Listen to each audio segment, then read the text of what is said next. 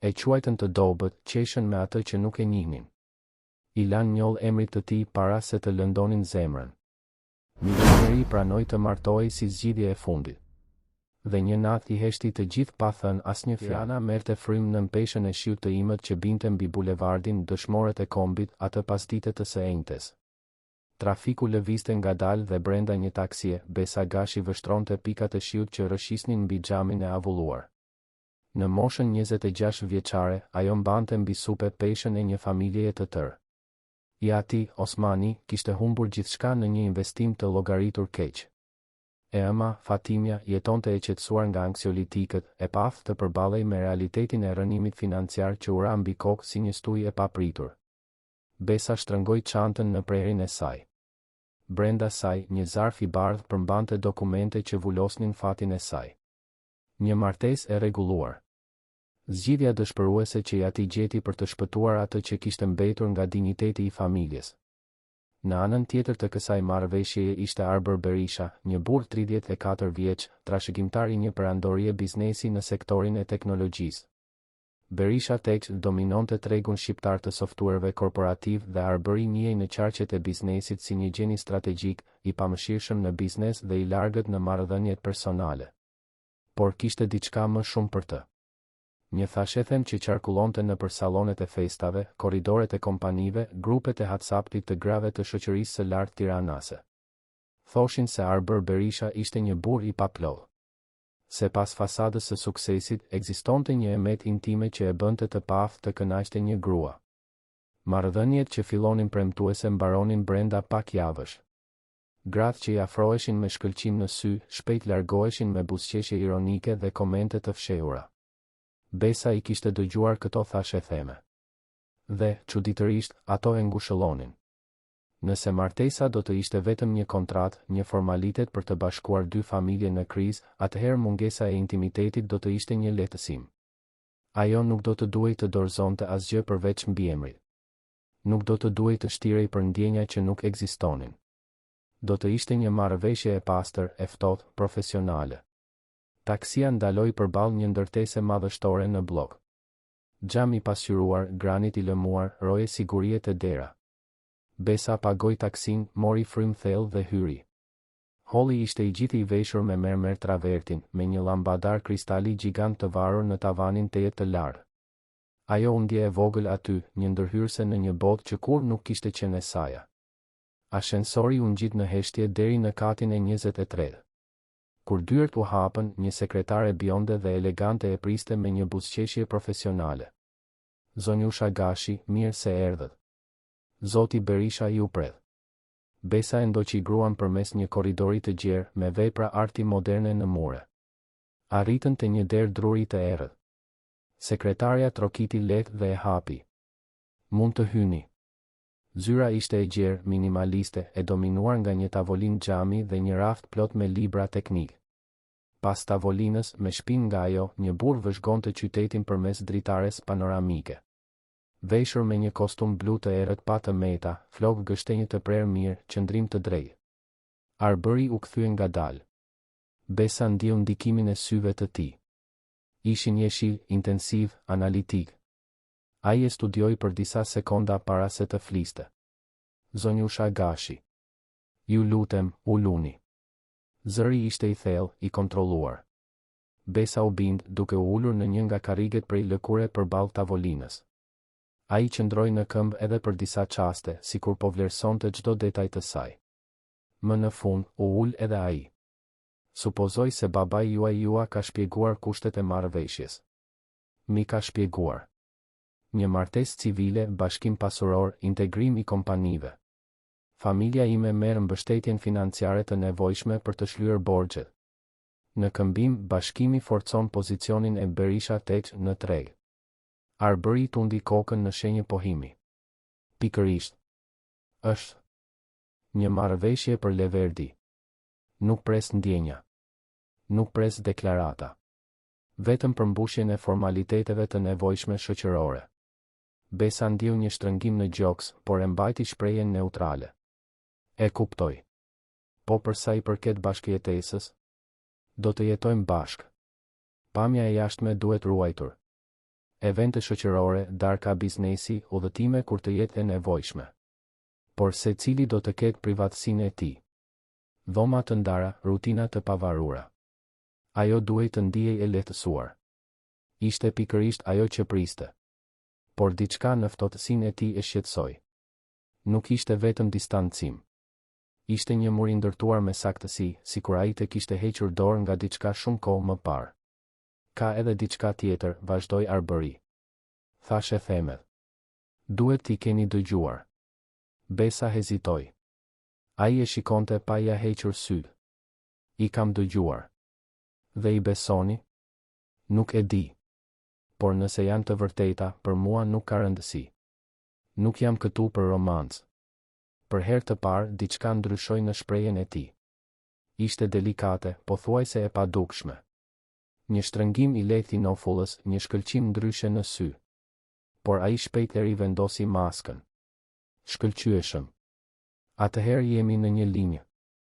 Martesa do të bëhet të shtunën, ceremoni e thjesht në zyrën e gjendjes civile, e ndjekur nga një darkë për familjet. Më pas do të transferoheni në apartamentin në katin e fundit pranë liçenit. Besa pohoi me kokë. Arbery hapi një sirtar dhe nxori një dokument. Kjo është kontrata paramartesore. Lexojeni me vëmendje. Për çdo pyetje jam në dispozicionin tuaj. Ajo mori dokumentin, e shfletoi shpejt. Klauzola financiare, ndarje pasurie, detyrime të ndërsjella.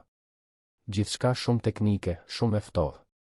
Dukej si një kontratë bashkimi biznesi, jo një martesë.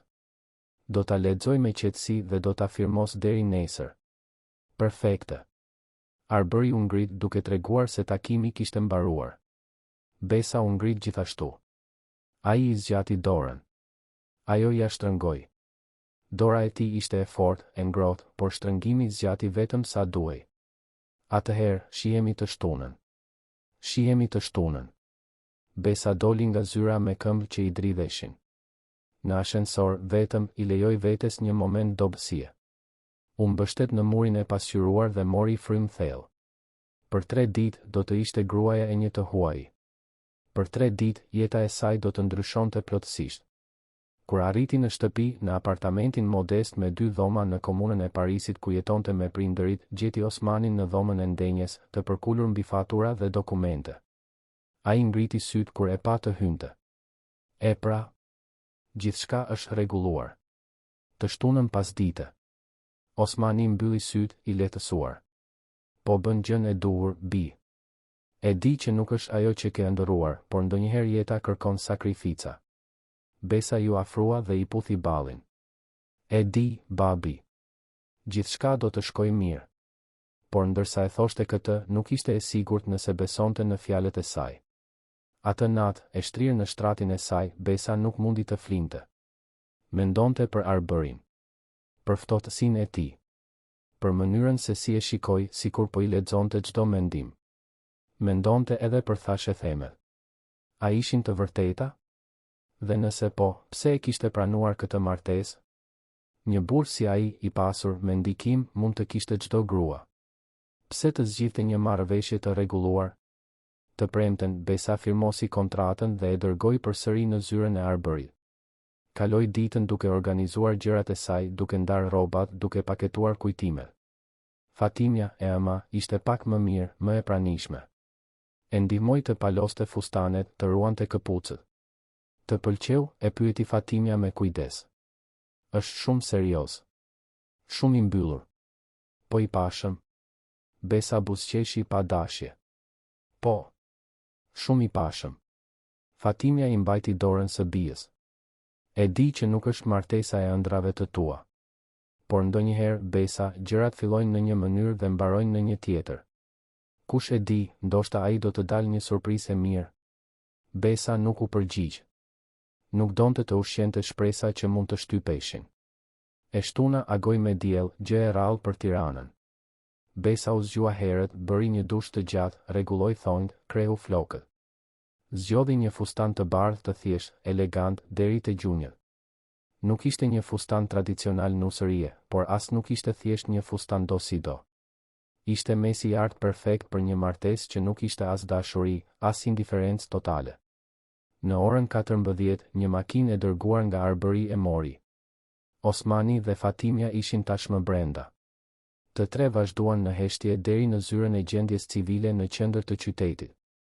Kur arritën, Arbëri ishte tashmë aty, i shoqëruar nga një grua elegante me flokë të thinjur, që Besa supozoi se ishte ema e tij, Teuta Berisha. Pranë saj, një burr më i moshuar, me syze dhe kostum gri, me siguri avokati i familjes. Arbëri kishte veshur një kostum ngjyrë qymyri, kravatë të zezë, këpucë italiane. Dukej sikur kishte dalë nga një revistë biznesi. Ai e përshëndeti Besën me një tundje koke, formal, i largët. Ceremonia ishte e shpejtë. Në punësi i gjendjes civile lexoi nenet e kodit civil, pyeti nëse të dy e pranonin martesën dhe ata u përgjigjen po me zëra të vendosur. Nënshkrime, dëshmitar, gati. Besa Gashi ishte tashmë Besa Berisha. Nuk pati puthje. Nuk pati përqafim.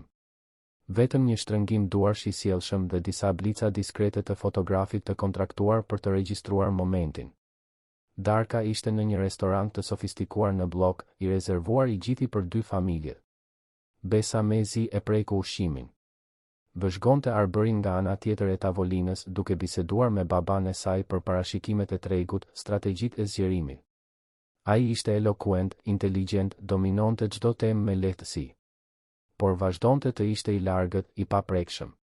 Teuta, ema e tij, ishte më e ngrohtë. U ul pranë Besës në një moment dhe i tha me zë të ulët: "E di që kjo nuk është konvencionale. Por Arbëri është një njeri i mirë. Ai thjesht ka nevojë për kohë për të besuar." Besa sforcoi një buzëqeshje. "Faleminderit, zonja Teuta. Më thirr vetëm Teuta. Tani jemi familje." Kur darka mbaroi, Arbëri ju afrua Besës. "Eja, duhet të të çoj në shtëpi." Shtëpi. Fjala tingëlloi e çuditshme. Besa u përshëndet me prindërit me një përqafim të ngushtë dhe e ndoqi Arbërin deri në parking. Ai drejtonte një sedan të zi, luksos, të heshtur.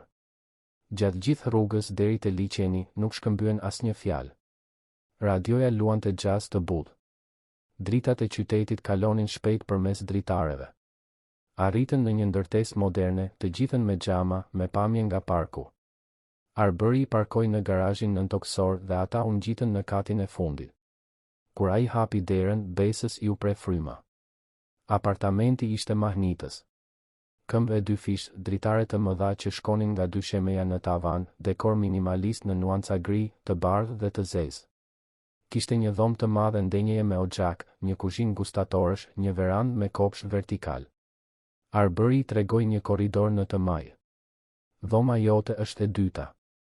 Të kanë sjell tashmë gjërat. Nëse ke nevojë për diçka, vetëm më thuaj." "Po dhoma jote?" "Dera e fundit e korridorit në të djathtë. Skaje të kundërta të apartamentit." Besa pohoi me kokë. "Faleminderit." Arbëri hoqi xhaketën, liroi kravatën. "Do të bëj një dush. Ndije si në shtëpinë tënde." Ai u zhduk nëpër korridor. Besa mbeti vetëm në dhomën e ndenjes, duke përqafuar veten. Eci deri te dritarja dhe vëzhgoi qytetin poshtë, dritat që fillonin të ndizeshin, jeta që ndiqte rrjedhën e saj indiferente ndaj zbraztisë që ajo ndjente. Shkoi te dhoma e caktuar për të. Ishte e gjerë, e dekoruar mirë, me një krevat dopjo të madh, një garderobë të madhe dhe një banjo mermeri. Valixhet e saj ishin të rregulluara në një cep. Besa ul në buzë të krevatit dhe më në fund lejoi që lotët të vinin. Qau në heshtje, duke menduar për gjithçka që kishte humbur, për gjithçka që nuk do të kishte kurrë. Pas një farë kohe, fshiu fytyrën, ndërroi rrobat, veshi një pijame të rehatshme. Ishte e raskapitur. U shtri dhe u përpoq të flinte, por gjumi nuk i vinte. Çdo zhurmë në apartament e linte të tensionuar. Dëgjonte ujin e dushit në banjën tjetër, hapa të mbytur, një derë që mbyllej. Kaluan orë. Duhet të ishte pothuajse mesnatë kur dëgjoi trokitje të lehta në derën e dhomës. Besa ul në krevat, zemra i rritë shpejt. "Mund të hyni." Dera u hap ngadalë. Arbëri ishte aty, i veshur vetëm me një palë pantallona tutash gri.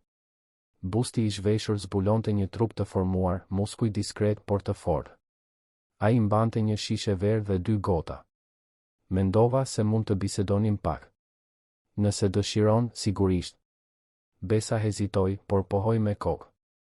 Arbëri hyri, mbylli derën pas vetes dhe u ul në koltukun pranë dritares. Ajo qëndroi në krevat duke tërhequr batanien deri në bel. Ai shërbeu verën në heshtje dhe i zgjati një gollë. Besa e pranoi. Të dy pinë në heshtje për disa sekonda. Ishte Arbëri ai që theu heshtjen. E di që duhet të ndihesh e humbur. Edhe unë jam. Besa ngriti syt e habitur. Ti? Por ishe ti ai që e propozoi gjithë këtë. E propozova sepse kisha nevojë. Por kjo nuk do të thotë se është e lehtë. Pse pranove një martesë të rregulluar? Një burr si ti mund të kishte çdo grua. Arbëri buzëqeshi pa humor. Çdo grua. Kjo është çështja. Asnjëra prej tyre nuk më donte me të vërtetë. Donin mbiemrin, parat, statusin. Dhe kur kuptonin se unë nuk isha ai që prisnin, largoheshin. Gjithmonë largoheshin. Thashe themet, tha Besa me zë të ulët. Janë të vërteta? Arbëri e shikoi. Kishte dhimbje në ata sy e shil. Jo. Por njerëzit besojnë atë që duan të besojnë. Dhe unë ndalova se përpjekuri të provoja të kundërtën. Atëherë pse i le të vazhdonin këto thashe theme? Sepse shërbyen si një filtr. Larguan njerëzit e gabuar. Dhe përfundimisht i larguan të gjithë. Besa ndjeu një shtrëngim në gjoks. Kishte më shumë të ai burr se sa kishte imagjinuar. Nuk ishte ftohtësi. Ishte mbrojtje. Një parzmore e ndërtuar plag pas plage. Dhe tani? Çfarë pret nga kjo martesë? Arbëri piu edhe një glënjë verë. Ndershmëri. Partneritet. Respekt. Nuk pres dashuri. Por pres të vërtetën. Besa pohoi ngadalë me kokë. Edhe unë. Ata heshtën. Përsëri, por këtë herë heshtja ishte ndryshe. Më pak e tensionuar. Më intime. Arbëri u ngrit, vendosi gotën e zbrazët mbi komodin. Natën e mirë, Besa. Natën e mirë. Ai eci deri te dera, por ndaloi para se të dilte. Pa u kthyer, tha. Ti je ndryshe nga ato. E kuptova sot. Nuk e di ende çfarë do të thotë kjo, por e kuptova. Dhe pastaj doli, duke mbyllur derën pas vetes. Besa mbeti aty, duke mbajtur gotën e verës, zemra i rrite fort. Kishte diçka tek ai. Diçka e fshehur nën shtresa dyshimi dhe lëndimi. Dhe për herë të parë që kur e pranoi këtë martesë, ajo ndjeu kuriozitet. Jo keqardhje. Jo indiferencë. Kuriozitet të vërtetë. Në ditët në vijim, filloi të formohej një rutinë. Arbëri dilte herët për në zyrë. Besa kalonte ditën duke rregulluar apartamentin, duke eksploruar lagjen, duke lexuar, duke u përpjekur të përshtatej me jetën e re. Ata darkonin bashkë disa net, biseda të shkurtra, por jo të pakëndshme. Net të tjera, Arbëri vinte vonë dhe ajo ishte tashmë në dhomë. Por kishte momente.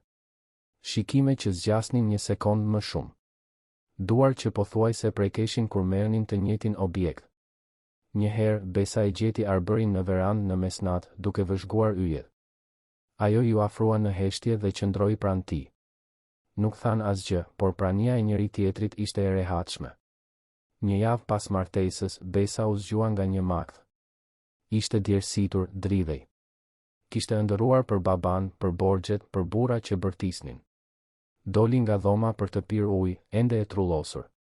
Në kuzhinë gjeti Arbërin të ulur në ishull, duke punuar në laptop. Ai ngriti syt kur e pa. Je mirë? Vetëm një makth. Ai mbylli kompjuterin dhe u ngrit. Eja. Do të bëj një çaj. Besa u ul ndërsa ai ngrohte ujin, zgjidhte bustinat, përgatiste 2 filxhan.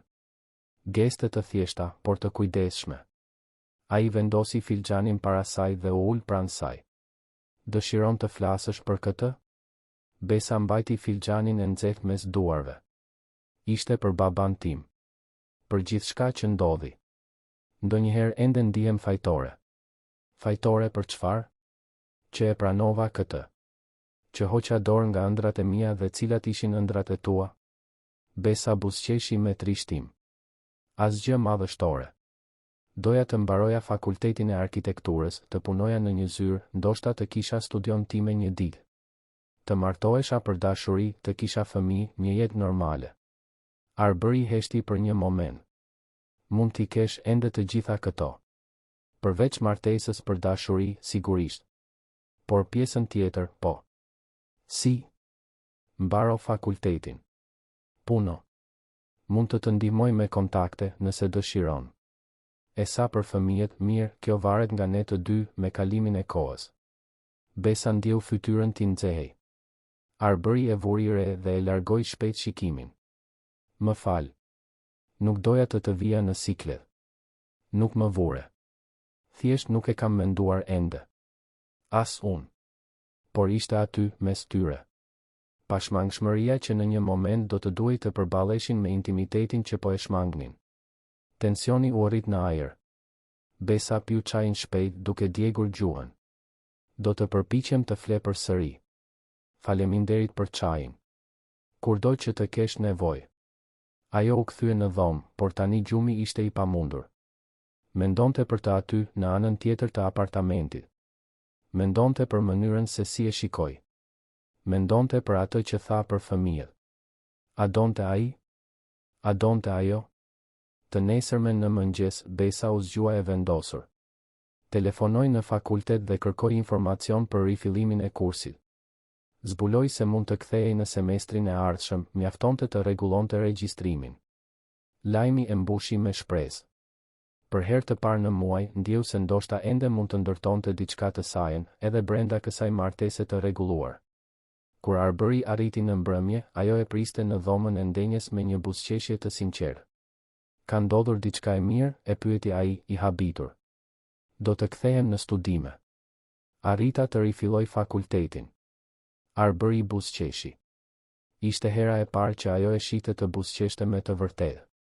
Fytyra e tij u transformua, u bë më e re, më e lehtë. Sa mirë. Urime. Faleminderit. Që më kujtove se ende mund t'i kem ëndrat e mia, ai u afrua, dhe për një çast, Besa mendoi se do ta prekte. Por Arbery vetëm i vendosi dorën në shpatull, një prekje e shkurtër por domethënëse. Ti meriton të kesh gjithçka që ke ëndërruar. Atë natë, darkuan bashkë dhe biseda rodhi ndryshe. Më e lehtë, më e vërtetë. Arbery tregoi për presionin që kishte ndjerë gjithmonë për të marrë drejtimin e kompanisë së babait, për mënyrën se sikur nuk kishte pasur zgjidhje. Besa tregoi për fëmijërinë e thjeshtë, për mënyrën se si babai i saj kishte luftuar gjithmonë për t'i dhënë më të mirën. Po mbaronin ëmbëlsiren kur telefoni i Arberyt ra. Ai shikoi ekranin dhe rrudhi vetullat. Më fal, duhet të përgjigjem. Është nga zyra. Ai u largua për t'u përgjigjur. Besa filloi të mblidhte pjatat kur dëgjoi zërin e tij të ndryshonte. Si ka mundësi që u zbulua? Kush pati akses në skedar? Heshtje. Jo, kjo nuk është e mundur. Vetëm 3 persona e kishin atë fjalë kalim. Më shumë heshtje. Do të jem aty për 20 minuta.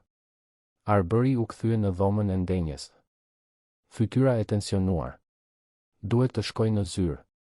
Kemi një problem serioz. Mund të ndihmoj me diçka? Ai hezitoi, pastaj mohoi me kokë. Jo. Është e komplikuar. Dikush ka zbuluar informacione konfidenciale për një projekt tonin. Mund të kushtoj miliona. Besa pa shqetësimin në sytë e tij dhe ndjeu dëshirën ta ngushëllonte, por nuk dinte si. Arbery mori çelsat dhe doli shpejt. Ajo mbeti vetëm në apartament, e shqetësuar.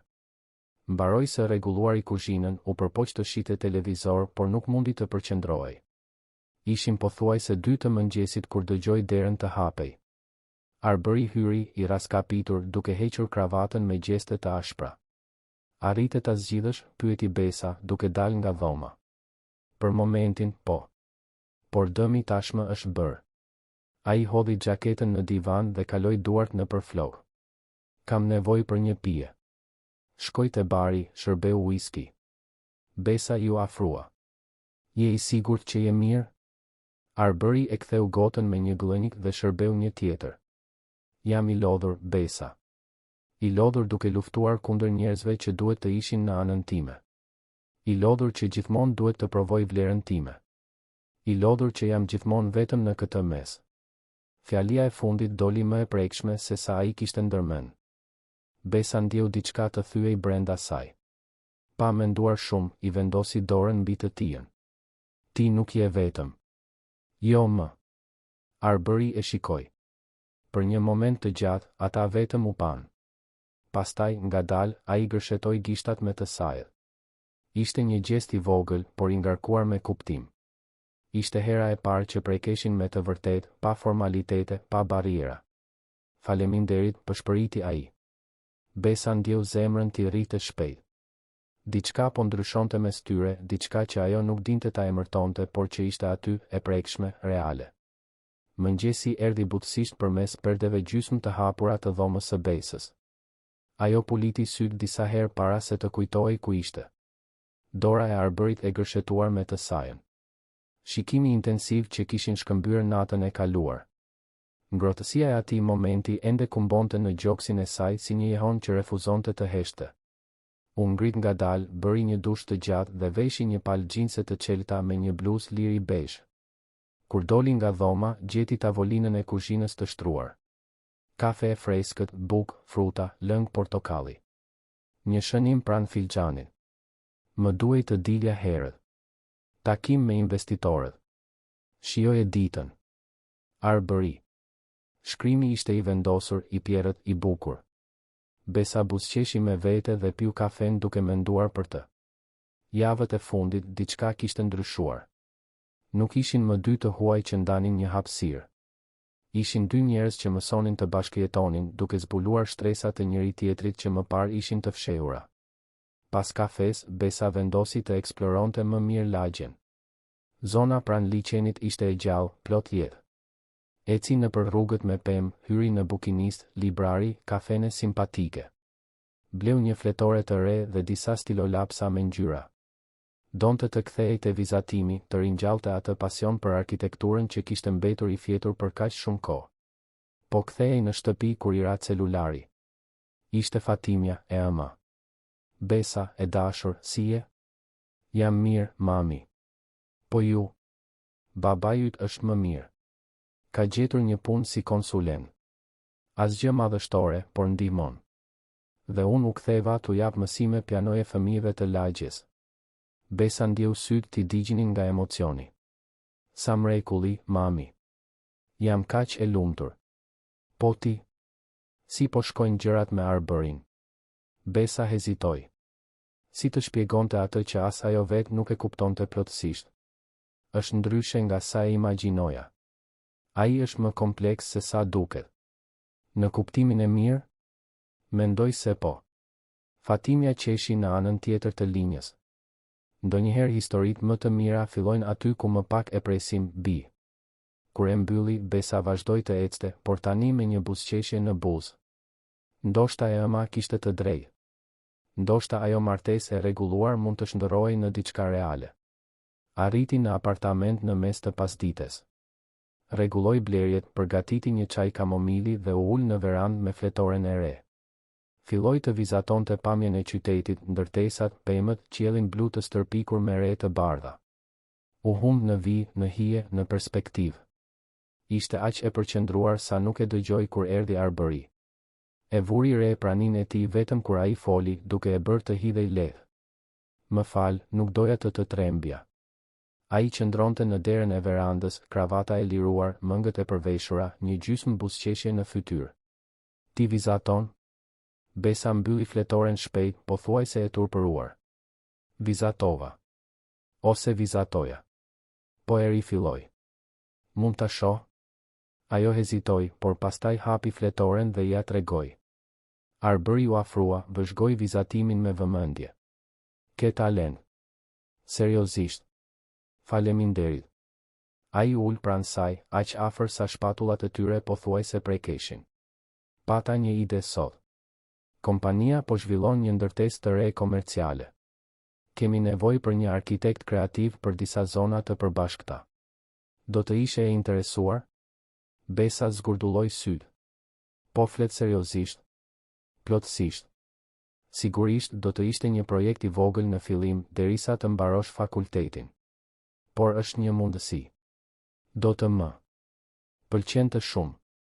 Arbëri buzëqeshi dhe besa vuri re sa i pashëm ishte në atë dritë të artë të pasdites. Kishte diçka ndryshe tek ai kohët e fundit. Më pak i tensionuar. Më i pranishëm. Shkëlqyeshëm.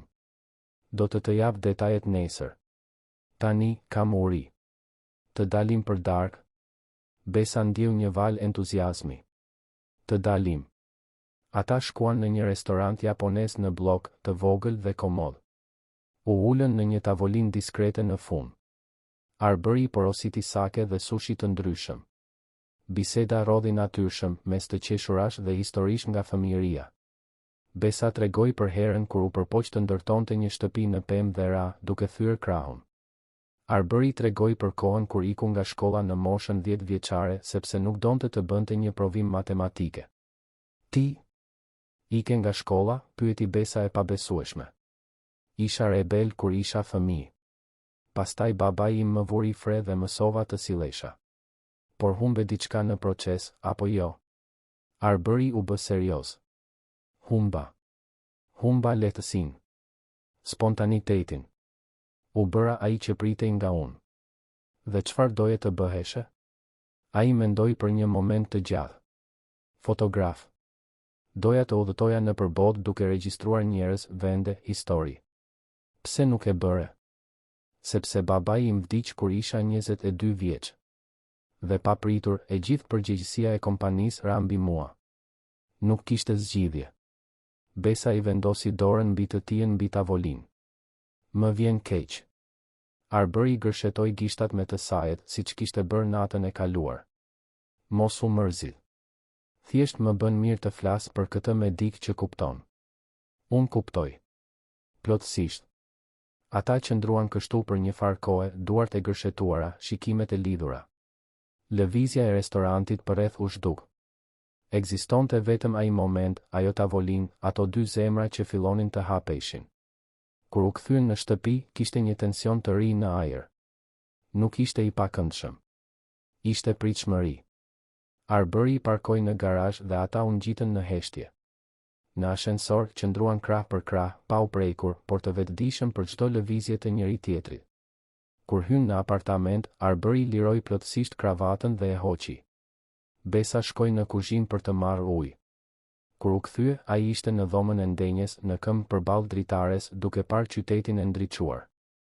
Është bukur, apo jo, tha ajo, duke u afruar. Po. Por ndonjëherë ndihem i shkëputur nga i gjithë kjo. Sikur po shikoj nga jashtë, kur me të vërtet brenda. Besa qëndroi pranë tij.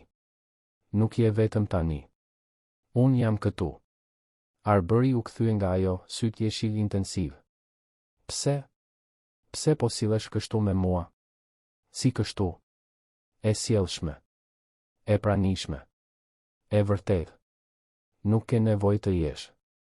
Është vetëm një marrëveshje. Besa ndjeu zemrën t'i rrite me shpejtësi. Ndoshta filloi si një marrëveshje. Por gjërat ndryshojnë. Njerëzit ndryshojnë. Dhe ti ke ndryshuar? Unë kam ndryshuar. Ti më ke ndryshuar. Arbëri ngriti dorën ngadalë dhe i preku fytyrën, gishtat i rëshitën në përfaqe me një delikatesë që e bëri të mbyllte sy. Kur i hapi, ai ishte më afër. Rrezikshëm afër. Besa, duhet të them diçka. Çfarë? Thashe themet. Për mua. Nuk janë të vërteta. Kur nuk kanë qenë. E di. Si e di? Sepse unë të shoh ty burrin që je. Dhe e di që nuk je ai që thon. Arbëri mori frym thellë, sikur po mblidhte guxim. U largova nga njerëzit sepse isha i lodhur të më përdornin. I lodhur të dorëzohesha dhe të hidhesha poshtë kur nuk isha më i përshtatshëm. Kështu që ndërtova këtë imazh, këtë reputacion për t'i mbajtur të gjithë larg. Por me ty është ndryshe. Që ditën e parë kuptova se ti shije përtej kësaj. Dhe kjo më frikson. Pse të frikson? Sepse do të thotë që mund të lëndohem përsëri. Dhe nuk e di nëse jam gati për këtë. Besa i vendosi dorën mbi të tijën, ende në fytyrën e saj. Edhe unë kam frikë. por ndoshta ja vlen të rrezikojmë. Arbëri u përkul edhe më shumë, balli i preku të sajin. Merrnin frymë me të njëjtin ajër. Ishin milimetra larg puthjes. Dhe pastaj, ngadalë, ai e mbylli distancën. Puthja ishte e butë në fillim, hezituese, duke testuar kufi. Por kur Besa ju përgjigj, duke gërshetuar krahët rreth qafës së tij, diçka u thye. Intensiteti u rrit. Arbëri e tërhoqi nga beli, duke ngjitur trupin e saj me të tijin. Duart e saj rëshitën nëpër flokët e tij. Ishte urgjencë, ishte nevojë, ishte gjithçka që ishte shtypur që nga martesa. Kur u ndan, të dy ishin pa frymë. Arbëri mbështeti përsëri ballin në të sajin. Je e sigurt, pëshpëriti ai. Jam. Ai e mori në krah dhe ajo u mbajt fort, këmbët rreth belit të tij. Arbëri e çoi nëpër korridor, por jo në dhomën e saj. Në të tijën. Shtyu derën me shpatull, hyri dhe e vendosi butësisht mbi krevat. Ajo që ndodhi atë natë ishte shumë më tepër se sa priste Besa. Arbëri nuk ishte burri që përshkruanin thashë themet. Ishte i vëmendshëm, intensiv, i pranishëm. Njihte çdo reagim të saj, çdo pëshertim, çdo dridhje. Ishte sikur ai ta kishte ruajtur gjithë atë pasion për vite me radhë, duke pritur momentin e duhur, personin e duhur. Dhe tani, më në fund, mund të dorëzohej pa frikë. Besa zbuloi gjëra për veten që nuk i dinte kurrë. Trupi i saj i përgjigjej çdo prekjeje të tij në mënyra që e habisnin. Por më shumë se fizike, ishte lidhja emocionale. Arbëri e shikonte në sy ndërsa e prekte, sikur po i lexonte shpirtin. Dhe ajo, që gjithmonë ishte ndjerë e mbyllur, e paftë të dorëzohej plotësisht, zbuloi se me të ishte ndryshe. Me të, mund të ishte e prekshme. Me të, mund të ishte e plotë. Kur më në fund ushtrin, të raskapitur dhe të ngopur, Arbëri e tërhoqi pranë, duke e përqafuar nga pas. Ajo u përshtat në mënyrë perfekte me trupin e tij, koka e mbështetur në gjoksin e tij, duke dëgjuar zemrën e tij të përshpejtuar që fillonte të qetësohej. Je mirë? E pyeti ai me zë të ulët. Jam. Më mirë se mirë. Arbëri i puthi majën e kokës. Edhe unë. Ata fjetën kështu, të gërshetuar, më në fund pa bariera. Kur Besa u zgjua të nesërmen në mëngjes, ju deshën disa sekonda për të kuptuar ku ishte. Dhoma e Arbërit. Krevati i Arbërit. Në krahët e Arbërit. U kthye ngadalë dhe e gjeti të zgjuar, duke e vëzhguar me një shikim të butë që nuk ja kishte parë kurrë më parë. Mirë mëngjes, tha ai. Mirë mëngjes. Fjetë mirë? Shumë mirë. Arbëri buzëqeshi dhe i largoi një tufë flokësh nga fytyra. Nuk pendohem për asgjë që ndodhi dje. As unë. Ata qëndruan kështu për disa minuta të tjera, vetëm duke u parë, duke u prekur, duke u zbuluar në dritën e mëngjesit. Ishte një fillim i ri. Ishte një shans i ri. Por realiteti shpejt trokiti në derë. Celulari i Arbërit filloi të binte pa pushim. Ai pshërtiu, mori aparatin nga komodina. Alo. Besa vëzhgoi shprehjen e tij të ndryshonte. Nga e relaksuar në të tensionuar në sekonda. Çfarë? Kur ndodhi kjo? Heshtje. Po vi. Ai e mbylli dhe u ngrit shpejt. Më fal, duhet të shkoj në zyrë. Ka ndodhur diçka. Çfarë ndodhi? Një nga klientët tanë kryesor ka anuluar kontratën. Pa paralajmërim. A është normale kjo? Jo. Nuk është. Diçka nuk shkon. Arbëri u vesh me nxitim, por para se të dilte, u kthye te krevati dhe e puthi Besën me butësi. Flasim më vonë. Mos dil sot, të lutem. Pse? Vetëm më beso. Dhe ai doli, duke e lënë Besën të hutuar dhe të shqetësuar. Ajo u ngrit, bëri dush, u vesh dhe shkoi në kuzhinë për të përgatitur kafe. Por shqetësimi nuk e linte. Diçka në zërin e Arbërit ishte ndryshe. Nuk ishte vetëm shqetësim profesional. Ishte diçka më personale, më e rrezikshme. U përpoq të shpërqendrohej duke vizatuar, lexuar, par televizor, por asgjë nuk funksiononte. Ishin pothuajse 2 pasdite kur i ra celulari. Numër i panjohur. Alo? Besa Berisha? Po. Kush flet? Një majk. Dikush që dëshiron të t'i hap syt. Besa rudhi vetullat. Si kështu? Burri yt nuk është ai që mendon se është. Ai po të mashtron. Zemra e saj filloi të rritet shpejt. Kush je ti? Kjo nuk ka rëndësi. Shko në Hotel Plaza sot në orën 15. Dhoma 412. Do të gjesh të vërtetën që ai fshe. Dhe telefonata u ndërpre. Besa mbeti në vend duke mbajtur celularin, trupi i dridhej. A ishte e vërtet? Apo fshite diçka arbëri? Nata e kaluar duke aq reale, aq e sinqert. Po sikur të ishte gjithçka gënjeshtër? Po sikur ai të ishte thjesht një aktor i mirë? Ajo u përpoq të telefononte përsëri në atë numër, por binte direkt në kutinë postare. U përpoq të telefononte arbërin, por ai nuk përgjigjej. I dërgoi mesazhe. Asgjë. Paranoja filloi të rritej. Besa ecte sa andej këtej në dhomën e ndenjes duke kafshuar thonjt, zemra e shtrënguar. Shikoi orën. 3:30. Nëse shkonte në hotel, do të arrinte para orës 5. Mund të zbulonte të vërtetën. Po sikur të ishte një kurth. Po sikur të ishte dikush që përpiqej të shkatëronte martesën e tyre. Arbëri e kishte paralajmëruar të mos dilte. Por nuk i kishte shpjeguar pse. Besa mori frym thellë. Duhej ta dinte. Nuk do të mund të jetonte me dyshimin që e brengoste nga brenda. Mori çantën, veshi këpucë të rehatshme dhe doli. Trafiku ishte i rënduar. Taksia u vonua pothuajse 40 minuta për të arritur në hotel. Besa hyri në hollin luksos duke u shtirur e sigurt, gjë që nuk e ndjente. Shkoi drejt ashensorëve, shtypi butonin e katit të 4. Kur dera u hap, ajo eci ngadalë nëpër korridor duke lexuar numrat. 408, 410, 412. Ndaloi përballë derës. Mori frym thellë. Trokiti. Askush nuk u përgjigj. Trokiti përsëri. Asgjë. Provoi dorezën. Dera ishte e hapur. E shtyu ngadalë. Dhoma ishte bosh, por kishte një tavolinë në qendër me një zarf të madh dhe një kuti. Besa hyri, mbylli derën pas vetes. Mori zarfin. Brenda kishte foto. Shumë foto. Arbëri në restorante me një grua bjonde. Arbëri duke hyrë në një ndërtesë me të njëjtën grua. Arbëri duke i buzëqeshur asaj. Fotot dukeshin të freskëta.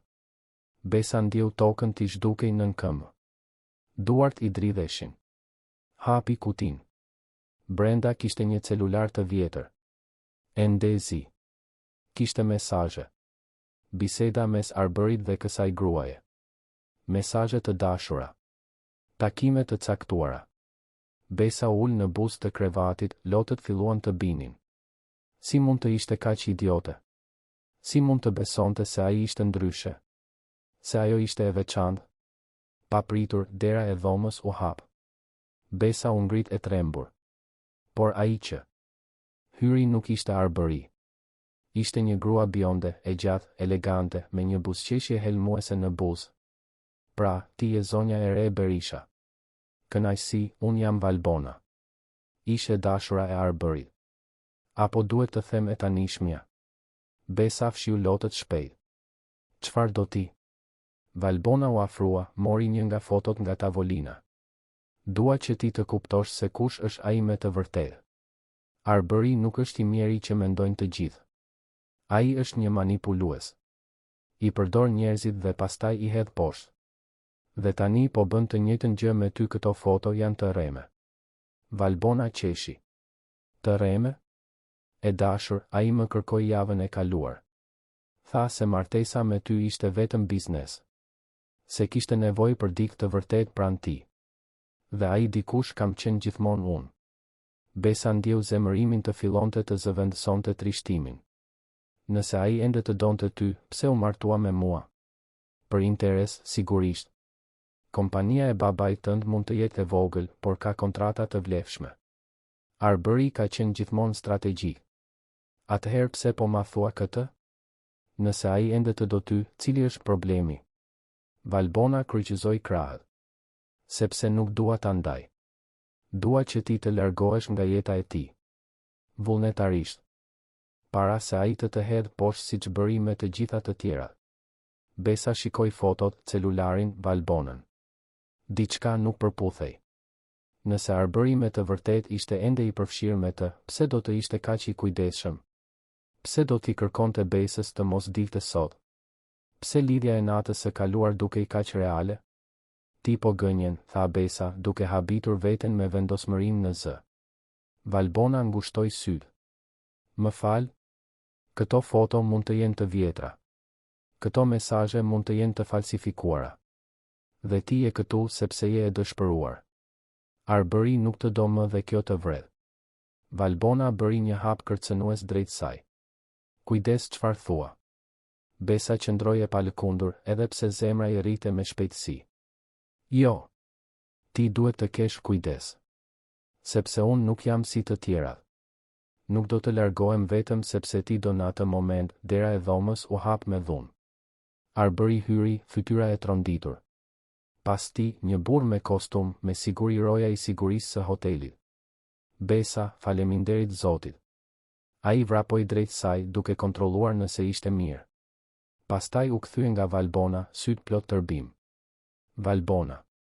Duhej ta kisha marrë me mend se ishe ti heshtja që u vendos në dhomën e hotelit ishte e rëndë, e ngarkuar me tension dhe të vërteta të pathëna.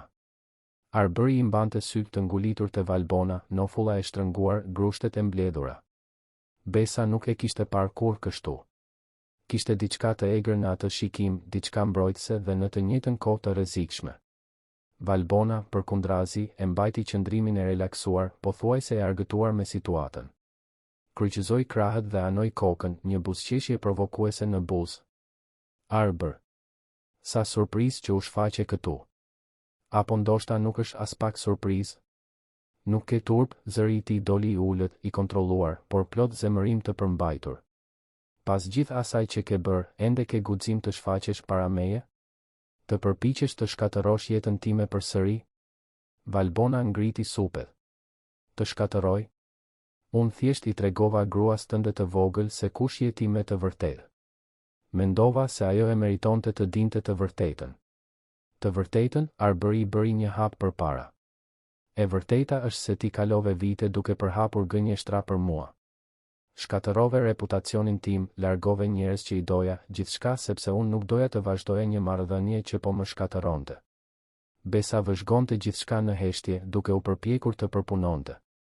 Kishte shumë shtresa në këtë histori, shumë më tepër se sa kishte imagjinuar. Arbëri vazhdoi, zëri i dridhej nga emocioni i përmbajtur. Ti më njohe kur unë isha ende mjaft naiv për të besuar se dikush mund të më donte për atë që isha. Por ti kur nuk më deshe. Deshe parat, statusin, ndikimin. Dhe kur kuptove se unë nuk isha burri i manipulueshëm që prisje, vendose të më shkatërosh. Valbona humbi pak nga qetësia e saj. Syt i shkëlqyen me diçka që mund të ishte zemërim ose dhimbje. Ti më hodhe poshtë, Arbër. Sikur unë të mos kisha asnjë vlerë. Pas 3 vitesh bashk, ti thjesht dhe se mbaroi dhe vazhdove përpara. Sepse ti kishe një lidhje me ortakun tim, shpërtheu Arbëri. Mendoje se nuk e dija? Se nuk ju shija të dyve duke u takuar fshehurazi? Të dhash kohë të më tregoje të vërtetën, por ti preferove të gënjeje. Kështu që po, unë e mbarova. Dhe kisha plotësisht të drejtë. Besa zgurdulloi sytë. Historia ishte shumë më komplekse se sa kishte imagjinuar. Valbona e kishte tradhtuar Arbërin dhe pasi u zbulua, vendosi të shkatëronte reputacionin e tij për hakmarrje. Valbona qeshi me hidhërim. Dhe ti mendon se duke treguar këto histori të vjetra do ta bësh gruan tënde të vogël të besoj? Ajo i pa fotot, Arbër. I pa mesazhet. Arbëri u kthye nga Besa, syt lutës. Besa, të lutem, mos e beso. Këto foto janë të vjetra ose të manipuluara. Unë nuk e kam parë këtë grua për më shumë se 2 vjet. Besa mbajti fotot në duart e saj të dridhura. Shikoi Arbërin, pastaj Valbonën. Duke u përpjekur të vendoste se kujt ti besonte. Por pastaj kujtoi natën e kaluar. Mënyrën se si ai e preku, si e shikoi. Nuk kishte gënjeshtër në ata sy. Nuk kishte falsitet në atë dorëzim. Unë të besoj ty, tha ajo me zë të ulët. Arbëri lëshoi ajrin që po mbante I lehtësuar. Valbona, megjithatë, nuk u dorëzua lehtë. Sa prekse. Por më thuaj, Besa, a të tregoj ai pse u martua me të vërtet me ty? A të tregoj se babai yt u detyrohet favore njerëzve shumë të fuqishëm? Se kjo martesë ishte e vetmja mënyrë për të mbrojtur familjen Gashi nga pasoja të rënda? Besa ndjeu tokën të dridhej përsëri nën këmbët e saj. Për çfarë po flet? Valbona buzëqeshi duke shijuar momentin. Babai yt nuk humbi para vetëm për shkak të menaxhimit të keq. Ai u mashtrua. Nga një burr I quajtur Edon Berisha. Kushëriri I Arbërit. Dhe Edoni tani dëshiron të marrë borxhin, jo në para, por në kontroll. Dëshiron të marrë kompaninë e babait tënd dhe ta përdor për qëllimet e tij. Arbëri u martua me ty për ta penguar këtë. Ishte gjithçka strategji. Besa shikoi Arbërin duke pritur që ai të mohonte. Por ai vetëm uli syt, faji I stampuar në fytyrë. Është e vërtet, pyeti ajo, zëri I saj dridhej. Arbëri mori frym thellë. Pjesërisht. Edoni me të vërtet I ngriti një kurth babait tënd. Dhe po, martesa ndihmoi për të mbrojtur kompaninë e tij. Por nuk ishte vetëm për këtë, Besa. Unë të zgjodha ty sepse pash diçka tek ti që në momentin e parë. Pash forcë, inteligjencë, guxim. Dhe ndërsa të njoha, kuptova se ti ishe shumë më tepër se sa prisja. Por ti gënjeve. E fshehe të vërtetën. Sepse kisha frikë se do të largoheshe po ta dije. Kisha frikë të humbisja të vetmin person që më pa me të vërtet pas shumë vitesh. Heshtja pushtoi përsëri ambientin. Besa ndjente emocionet të përplaseshin brenda saj. Zemërim që ishte mashtruar. Mirënjohje që ai kishte mbrojtur familjen e saj. Konfuzion për atë që ndjenin me të vërtet për njëri tjetrin. Valbona, duke ndjerë se momenti ishte I saj, vazhdoi të sulmonte. Dhe ka më shumë. Edoni nuk është vetëm në këtë. Ai ka aleat të fuqishëm. Njerëz që duan ta shohin Arbërin të falimentoj. Dhe tani që jeni të martuar, edhe ti e bër një objektiv, Besa. Urime, ke hyrë në një luftë që as nuk e dije se ekzistonte. Arbëri bëri një hap përpara, duke u vendosur mes Valbonës dhe Besës.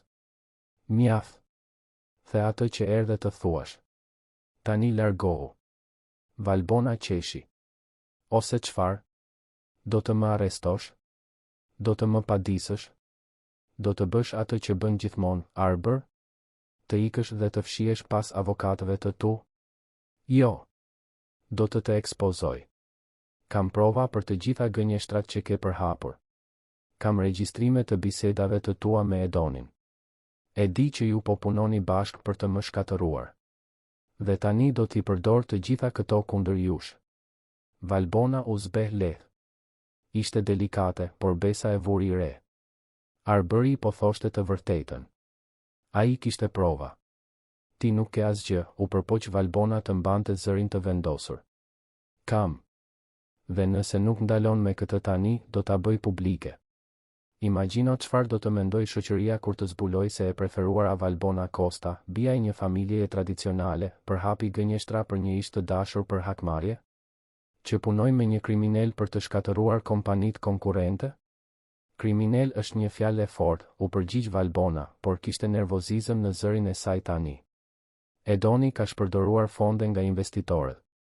Ka falsifikuar dokumente. Ka shkatëruar reputacione. Nëse kjo nuk është krim, nuk e di çfarë është. Besa vëzhgonte shkëmbimin duke filluar të kuptonte dimensionin e problemit. Nuk ishte vetëm një rast I një ish të dashur e hakmarrëse. Ishte një komplot më I madh që përfshinte para, pushtet dhe shkatërim të qëllimshëm.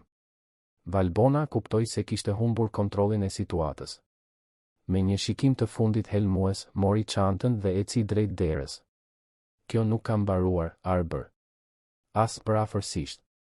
Dhe doli duke përplasur derën pas vetes. Heshtja që mbeti ishte shurdhuese. Arbëri u kthye nga Besa, e cila qëndronte ende në mes të dhomës duke mbajtur fotot e rreme. Besa, më vjen shumë keq. Më vjen keq që të kam fshehur gjëra. Më vjen keq që të kam vënë në rrezik.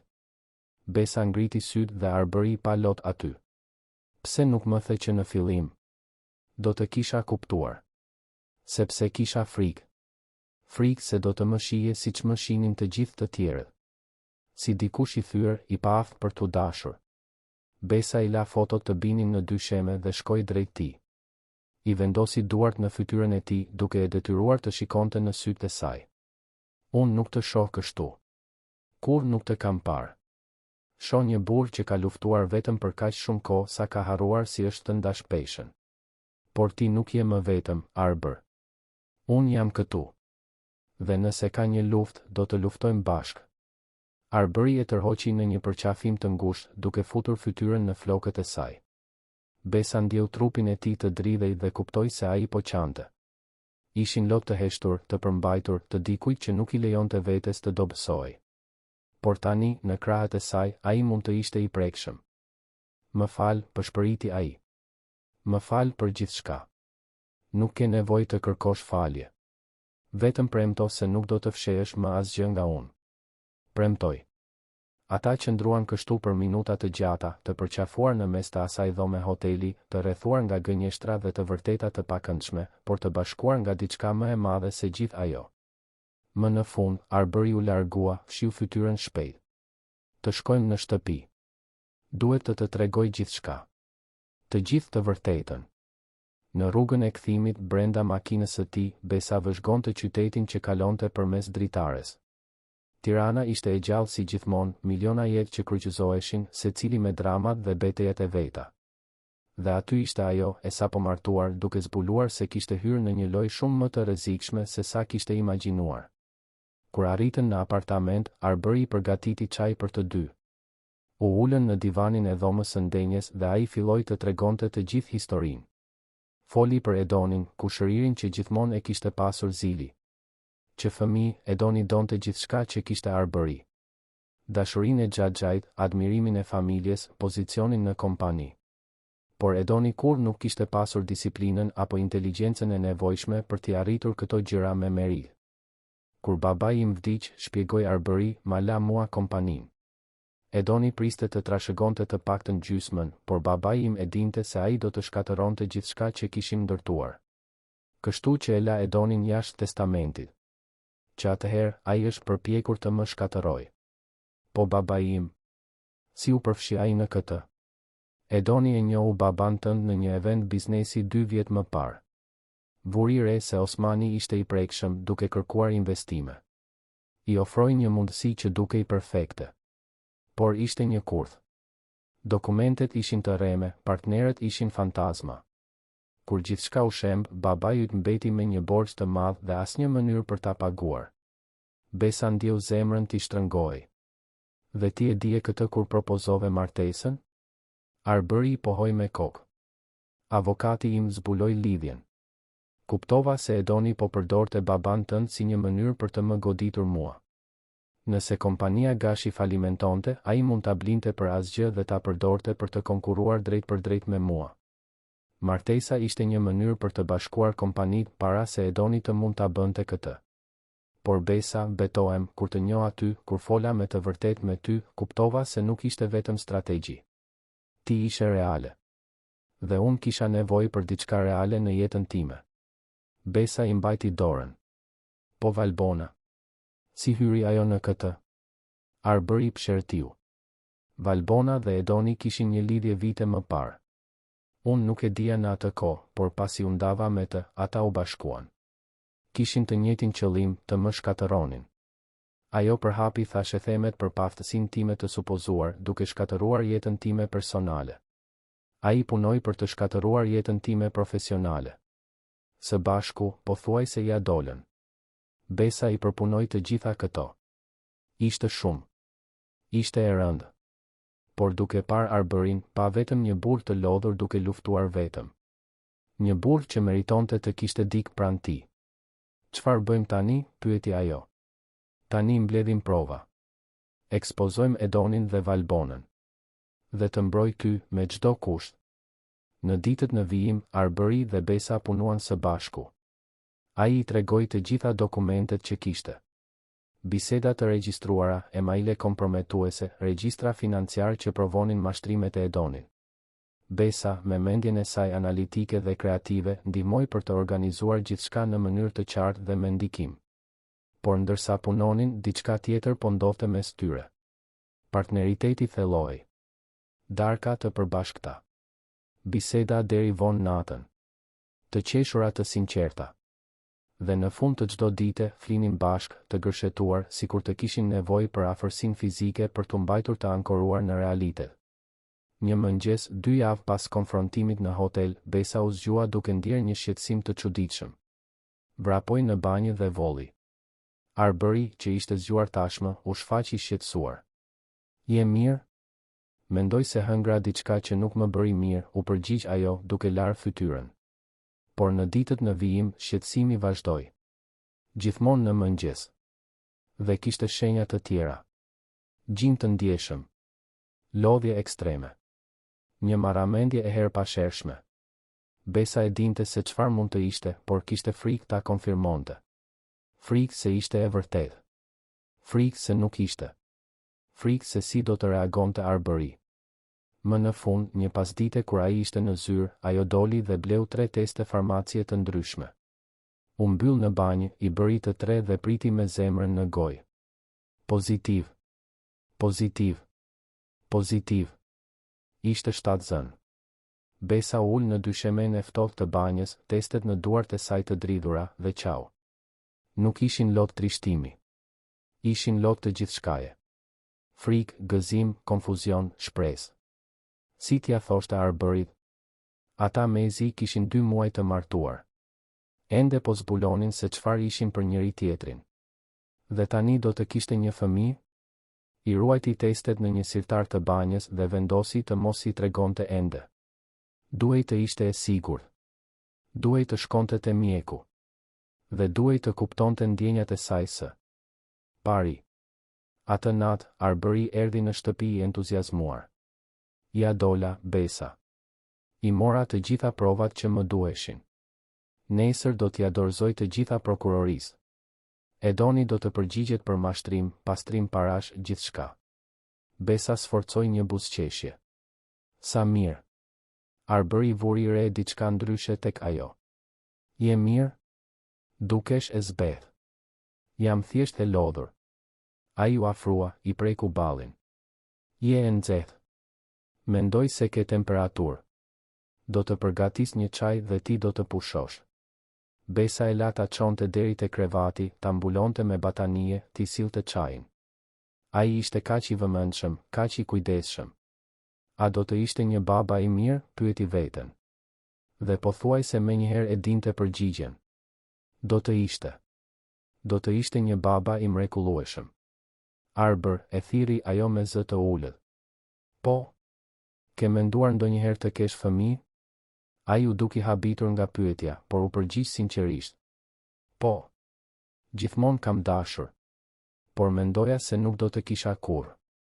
Mendoja se nuk do të gjeja kurrë dikë me të cilin mund të ndërtoja një familje të vërtetë. Dhe tani? Arbery i mbajti dorën. Tani kam ty dhe nëse ti dëshiron një ditë të kesh fëmijë me mua, do të ishte gjëja më e mrekullueshme në botë. Besa deshi t'i tregonte aty për aty. Deshi të thoshte se nuk ishte një ditë e largët, se ishte tani, se po ndodhte. Por diçka e mbajti. Ndoshta ishte frika. Ndoshta ishte maturia. Donte të zgjidhte së pari të gjithë situatën me Edonin dhe Valbonën. Donte që ata të ishin në një vend të sigurt para se të sillnin një fëmijë në botë. Të nesërmen, Arbery shkoi në prokurori dhe dorëzoi të gjitha provat. Prokurorët mbetën të impresionuar nga sasia dhe cilësia e materialit. Premtuan të vepronin shpejt. Por Edoni nuk ishte budalla. Ai kishte spiun, kontakte, mënyra për të ditur se çfarë po ndodhte. Kur mësoi se Arbery kishte dorëzuar provat, u kap nga paniku. Dhe njerëzit në panik bëjnë gjëra të dëshpëruara. Atë natë, ndërsa Arbery punonte nga shtëpia dhe Besa lexonte në verandë, dëgjuan interfonin të binte. Arbery shkoi të përgjigjej. Po. Zoti Berisha, këtu nga recepcioni. Ka një dërgesë për ju. Nuk po pres asgjë. Djali tha se është urgjente. Lidhur me procesin në prokurori. Arbëri rudhi vetullat, por i tha recepcionistit ta lejonte të ngjitej. Besa u shfaq në dhomën e ndenjes. Çfarë ndodhi? Një dërgesë. Duhet të jetë nga avokatët. Kur ra zilja, Arbëri hapi derën. Por nuk ishte një korrier. Ishte Edoni. Dhe ai nuk ishte vetëm. Dy burra të mëdhenj e shoqëronin, roje sigurie private. Edoni hyri pa u ftuar, një buzëqeshje e ftohtë në fytyrë. Përshëndetje, kushëri. Duhet të flasim. Arbëri shtrëngoi grushtet, por e ruajti qetësinë. Dil nga shtëpia ime. Edoni e injoroi duke parë përreth. Vend i bukur. Gjithmonë ke pasur shije të mirë, Arbër.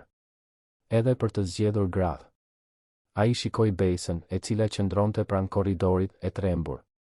Besa Gashi. Ose më mirë, Besa Berisha. Pjesa që mungonte në enigmën e kushëririt tim. Arbëri bëri një hap përpara, duke u vendosur mes Edonit dhe Besës. Thuaj çfarë ke për të thënë dhe largohu. Edoni qeshi. E qeshura e Edonit kumbonte nëpër apartament, një tingull i pakëndshëm që bëri Besën të ndjente një të dridhur nëpër shtyllën kurrizore. Kishte diçka të rrezikshme te ai burr, diçka të paqëndrueshme pas fasadës së biznesmenit të suksesshëm. Dy rojet e sigurisë qëndronin të palvizur pranë derës, krahët e kryqëzuar, duke vëzhguar gjithçka me shprehje neutrale. Gjithmonë ke qenë kaq i parashikueshëm, Arbër, tha Edoni, duke ecur nëpër dhomën e ndenjes sikur të ishte pronari i vendit. Gjithmonë duke ndjekur rregullat, gjithmonë duke bërë gjën e duhur. Edhe kur kjo do të thoshte të martoheshe me një të panjohur për të mbrojtur biznesin. Dil, tani, përsëriti Arbëri, zëri i ulët por i ngarkuar me kërcënim. Edoni ndaloi përballë dritares panoramike, duke vëzhguar qytetin poshtë. Erdha këtu për të bërë një propozim. Një shans të fundit që ti të shmangësh një luftë që nuk mund ta fitosh. Nuk ka asnjë propozim që më intereson nga ty, Edoni u kthye, sytë e ftohtë të ngulitur te Arbëri. Ti dorëzove prova prokurorisë. Prova që, e pranoj, janë mjaft bindëse. Por a mendon vërtet se kjo do të më ndaloj? Kam avokat të shkëlqyer. Kontakte në qeveri. Njerëz që më detyrohen favore. Mund ta zvarris këtë proces për vite me radhë. Dhe ndërkohë, mund ta bëj jetën tënde një ferë.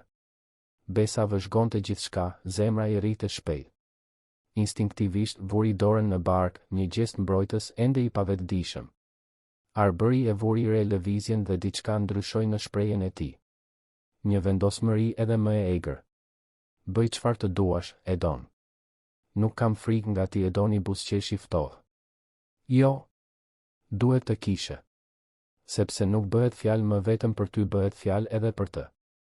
Ai tregoi Besën. E adhurueshmja Besa, që erdhi nga një familje e rënuar, që pranoi një martesë të rregulluar për të shpëtuar baban. Kaq fisnike. Kaq e sakrifikuar. Por më thuaj, Besa, a e di vërtet se kush është burri me të cilin u martove? Besa ngriti mjekrën, sfiduese. E di. Dhe e di gjithashtu se kush je ti, një burr frikacak që shkatëron të tjerët sepse nuk ka guxim të ndërtojë diçka vetë. Buzëqeshja e Edonit u lëkun për një sekondë. Ai nuk priste që ajo të përgjigjej. Kujdes me fjalët, e dashur. Ti nuk e di se çfarë jam i aftë të bëj. Arbëri u hodh përpara, por Edoni ngriti dorën dhe dy rojet e sigurisë lëvizën menjëherë, gati për të ndërhyrë. Qetësohu, kushëri. Nuk ka nevojë për dhunë. Ende jo. Çfarë do ti? Pyeti Arbëri mes dhëmbëve. Edoni filloi të ecte përsëri nëpër dhomë, duke marrë një kornizë me një foto të dasmës së Arbërit dhe Besës. E vëzhgoi për një moment para se ta vendoste përsëri. Dua që ti të tërheqësh denoncimet. Dua që të më transferosh 20% të Berisha Tech. Dhe dua që publikisht të më njohësh si ortak dhe zëvendës president të kompanisë. Arbëri qeshi pa humor. Je i çmendur nëse mendon se do ta bëj këtë. Edoni futi duart në xhepa, tepër i qetë për situatën. Jo. Atëherë më lejo të tregoj se çfarë do të ndodhë nëse nuk e bën. Së pari, do të shkatërroj reputacionin e vjerrit tënd në një mënyrë që as ai, as ti nuk do të mund ta riparoni. Kam dokumente të falsifikuara që e implikojnë atë në skema korrupsioni. Do të përfundoj në burg. Nuk do ta bësh këtë, tha Besa, por zëri i doli i dridhur. Do ta bëj. Dhe pastaj do të merrem me kompaninë e Arberit. Kam informacione të privilegjuara për të gjithë klientët e tij, të gjitha kontratat e tij. Mund të mbjell prova të parregullsive që do t'i bëjnë të gjithë të largohen nga ti për 6 muaj, Berisha Tex do të jetë e falimentuar. Arberi po lufton të dukshëm për të ruajtur qetësinë. Do të shkatërrosh edhe veten. Këto veprime do të zbulojnë përfshirjen tënde. Edoni ngriti supet. Ndoshta. Por kam burime për të rifilluar në një vend tjetër nëse është e nevojshme. Ti jo. Ti ke jetën tënde këtu, gruan tënde, reputacionin tënd. Ke shumë më tepër për të humbur se unë. Heshtja që pasoi ishte mbytëse. Besa shite konfliktin në sytë e Arberit. Ai ishte në kurth. Nëse dorëzoi, Edoni do të fitonte dhe do të vazhdonte kërcënimin. Nëse nuk dorëzoi, të gjithë ata që ai donte do të vuanin. Arber, mos e bëj këtë, tha Besa me zë të ulët. Mos ju dorëzo atij. Edoni u kthye nga ajo. Sa romantike. Por e dashur, a mendon vërtet se mund ta shpëtosh? Ti që mezi e njeh burrin me të cilin u martove? E njoh mjaftueshëm për të ditur se ai vlen 10 herë më shumë se ti. Edoni ju afrua Besës, ngadalë, me një buzëqeshje shqetësuese. Arberi u vendos menjëherë mes tyre. Mos ju afro asaj. Ose çfarë? Do të më godasësh? Para dëshmitarëve? Kjo do të ishte perfekte për mua. Mund të padisja për sulm. Arberi merrte frymë me vështirësi, i gjithë trupi i tensionuar. Besa i vendosi dorën në shpinë, një gjest i butë por ngushëllues. Ai e shikoi mbi shpatull dhe në atë moment, një komunikim i heshtur kaloi mes tyre. Besim. Mbështetje. Bashkim. Ke 24 orë për të vendosur, tha Edoni, duke u kthyer pranë derës. Ose pranon propozimin tim, ose fillon lufta. Dhe të garantoj se nuk do të pëlqejnë pasojat. Ai u bëri shenjërojeve të sigurisë dhe të tre dolën, duke lënë Arberin dhe Besën vetëm në heshtjen e rënd të apartamentit. Sa po u mbyll dera, Arberi lëshoi gjithë ajrin që po mbante. Kaloi duart nëpër fytyrë, nëpër flok, duke u përpjekur të përpunonte gjithçka. Ai po blofonte, tha Besa, por zëri i saj nuk tingëllonte shumë i bindur. Nuk po blofonte. Edoni është i aftë për gjithë këtë dhe më shumë. Ai nuk ka kufi. Arberi eci deri te dritarja, duke mbështetur duart në xhamin e ftohtë. Besa shkoi drejt tij, duke e përqafuar nga pas, koka e mbështetur në shpinën e tij. Do të gjejmë një zgjidhje. Së bashku. Nuk e di nëse ka një zgjidhje, Besa. Jo pa u lënduar dikush. Besa donte t'i tregonte në atë moment. Donte të thoshte se ishte shtatzën, se një jetë e re po rritej brenda saj, se ata kishin edhe më shumë arsye për të luftuar. Por diçka e pengoi. Ndoshta frika se lajmi do ta vinte në impresion edhe më shumë. Ndoshta frika se ai do të ndihej edhe më i bllokuar. Të flem, sugjeroi ajo. Nesër mendojmë me kokën më të ftohtë. Nuk do të mund të fle. Atëherë thjesht të shtrihemi. Së bashku. Nuk ke nevojë ta përballosh këtë vetëm. Arberi u kthye dhe e përqafoi fort, sikur ajo të ishte e vetmja gjë reale në një botë që po shembej rreth tyre. Atë natë, të shtrirë në krevat, asnjëri prej tyre nuk mundi të flinte me të vërtetë. Qëndruan zgjuar, të përqafuar, secili i humbur në mendimet e veta. Besa mendonte për fëmijën, se si ta mbronte nga gjithë kjo. Arberi mendonte për të gjithë njerëzit që do të goditeshin nëse ai nuk gjente një zgjidhje. Kur dielli filloi të lindte, Arberi u ngrit dhe shkoi në zyrë. Besa e gjeti disa orë më vonë, i rrethuar nga letra, dokumente, laptopi i hapur me disa skeda kërkimi. Ke qenë këtu që herët, pyeti ajo. Po kërkoj diçka. Çdo gjë që mund të përdor kundër Edonit. Gjetë ndonjë gjë? Arberi fërkoi sytë e lodhur. Ndoshta. Edoni ka një llogari në një parajsë fiskale. Nëse arrit të provoj se ai po fsheh para, mund t'i shtoj evazionin fiskal akuzave. Por të duhem prova konkrete. Pikërisht. Dhe nuk e di si t'i marr pa hyrë në sisteme, gjë që do të ishte e palishme. Besa mendoi për një moment. Po sikur të mos jesh ti ai që i merr? Po sikur të jetë dikush tjetër? Arbëri ngriti syt I interesuar. Çfarë do të thuash? Valbona. Ajo ka punuar me Edonin. Me siguri ka akses në informacione që ne nuk I kemi. Arbëri tundi kokën. Ajo kur nuk do të na ndihmonte. Na uren. Por ajo uren më shumë idenë e të shkuarit në burg. Nëse Edoni bie, ajo bie bashkë me të. Përveç nëse ajo bashkëpunon e para. Arbëri heshti duke përpunuar. Ishte e rrezikshme. Por ndoshta ishte e vetmja shans. Si sugjeron ta kontaktojmë? Besa buzëqeshi lehtë. Lëre në dorën time. Atë pasdite, ndërsa Arbëri qëndroi në apartament duke punuar, Besa doli. Përdori kontaktet që kishte nga rrjetet sociale dhe zbuloi se ku drekonte rregullisht Valbona. Një restorant I sofistikuar në blok, I frekuentuar nga shoqëria e lartë tiranase. Besa arriti në vend në orën 1, pikërisht në orarin e pikut. Kërkoi një tavolinë dhe priti. Gjysmë ore më vonë, Valbona hyri, e shoqëruar nga 2 mikesha po aq elegante. Kur e pa, Valbona ndaloi e habitur. Besa u ngrit dhe eci drejt saj.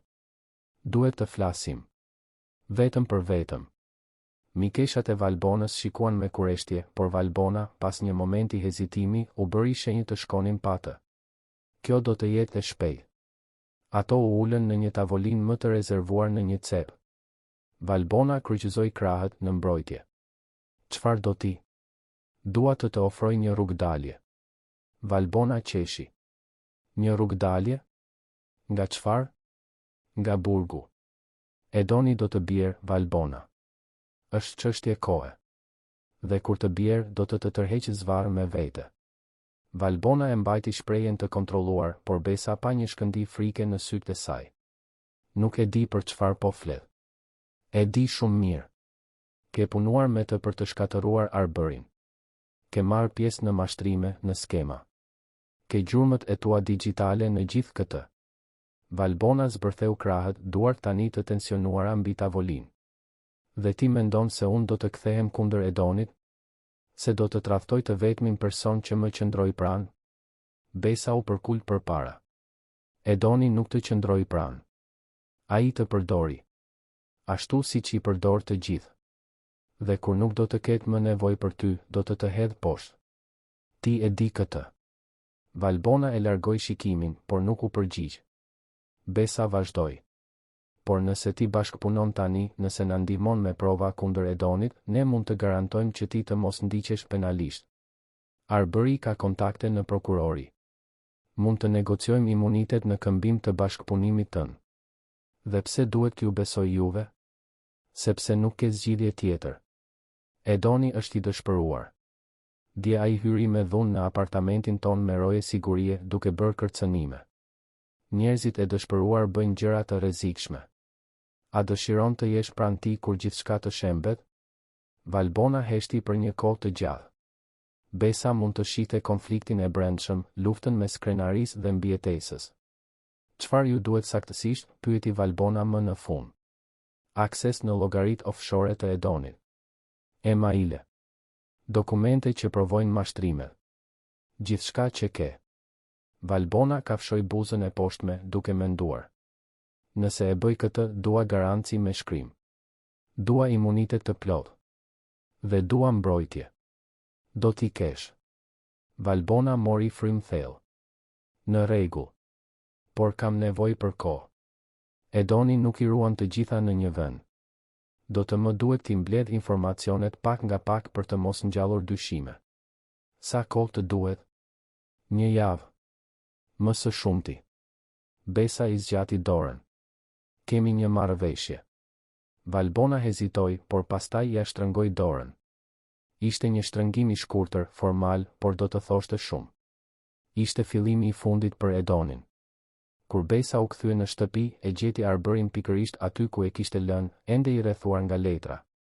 Ai ngriti syt kur ajo hyri. Ku ishe? Duke zgjidhur problemin ton. Dhe pastaj I tregoi gjithçka. Arbëri e dëgjoi në heshtje dhe kur ajo mbaroi, ai tundi kokën me mosbesim. Shkove te Valbona? Vetëm? Besa, kjo ishte e rrezikshme. Ishte e nevojshme. Dhe funksionoi. Ajo do të na ndihmoj. Arbëri u ngrit dhe shkoi drejt saj duke I mbajtur shpatullat. Ti je e mahnitshme. E di këtë? Besa buzëqeshi. Jemi bashkë në këtë. The se doje një partnere, apo jo? E po, ja ku jam. Arbëri e puthi intensivisht dhe me mirënjohje. Kur u ndan, ai mbështeti ballin në të sajin. Çfarë kam bërë për të merituar ty? Me siguri diçka shumë të mirë në një jetë tjetër, bëri shaka ajo. Ditët në vijim ishin të tensionuara. Arbëri dhe Besa prisnin me ankth kontaktin nga Valbona. Edoni, nga ana tjetër, rriti presionin. Telefononte vazhdimisht, dërgonte mesazhe kërcënuese, shfaqej në evente shoqërore ku e dinte se do të ishin, gjithmonë me një buzëqeshje provokuese. Besa filloi të ndjente peshën e gjithë kësaj. Stresi po ndikonte në trupin e saj. Të përzierat e mëngjesit u përkeqësuan. Lodhja ishte e vazhdueshme. Kishte momente kur gati I binte të fikët. Arbëri vuri re se diçka nuk shkonte. Besa, duhet të shkosh te mjeku. Po bëhesh gjithnjë. E më e zbeth. Jam mirë. Është vetëm stresi. Nuk është vetëm stresi. Të lutem, më lejo të lë një takim. Besa e dinte se nuk mund ta shtynte më gjatë. Nëse shkonte te mjeku, shtatzënia do të konfirmohej zyrtarisht. Dhe atëherë do të duhej t'i tregonte Arbërit. Por ndoshta ishte koha e duhur. Ndoshta ai duhej të dinte se kishte diçka të mirë në mes të gjithë kaosit. Në rregull, pranoi ajo. Lëre takimin. Arbëri e la takimin për të nesërmen me një mjek të përgjithshëm privat, dikush I besuar I familjes. Kur arritën në klinik, një vend diskret dhe I sofistikuar në zonën e rrugës së Elbasanit, u pritën menjëherë. Mjeku, doktor Petriti, një zotëri me flokë të thinjur dhe buzëqeshje të butë, e ekzaminoi Besën me kujdes.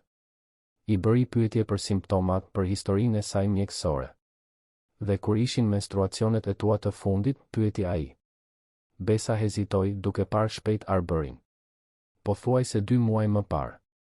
Mjeku ngriti vetullat. E kuptoj. Do të kërkoj disa analiza, por mendoj se është e mençur të bëjmë edhe një test shtatzënie. Arbëri, që ishte ulur pranë Besës, mbeti I ngrirë. U kthye nga ajo ngadalë. Besa? Besa I mbajti dorën. Doja të tregoja. Po prisja momentin e duhur. Je shtatzën, zëri I tij doli I ulët, I pabesueshëm. Mendoj se po. Kam bërë teste në shtëpi. Dolën pozitive.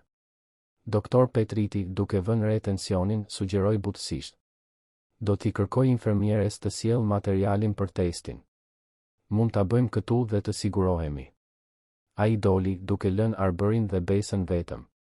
Arbëri I mbante dorën fort, sytë të ngulitur tek ajo. Pse nuk më the? Sepse kisha frikë. Frikë se si do të reagoje. Frikë se do të vija në impresion edhe më shumë me gjithçka që po ndodh. Besa, do të isha gëzuar. Jam I gëzuar.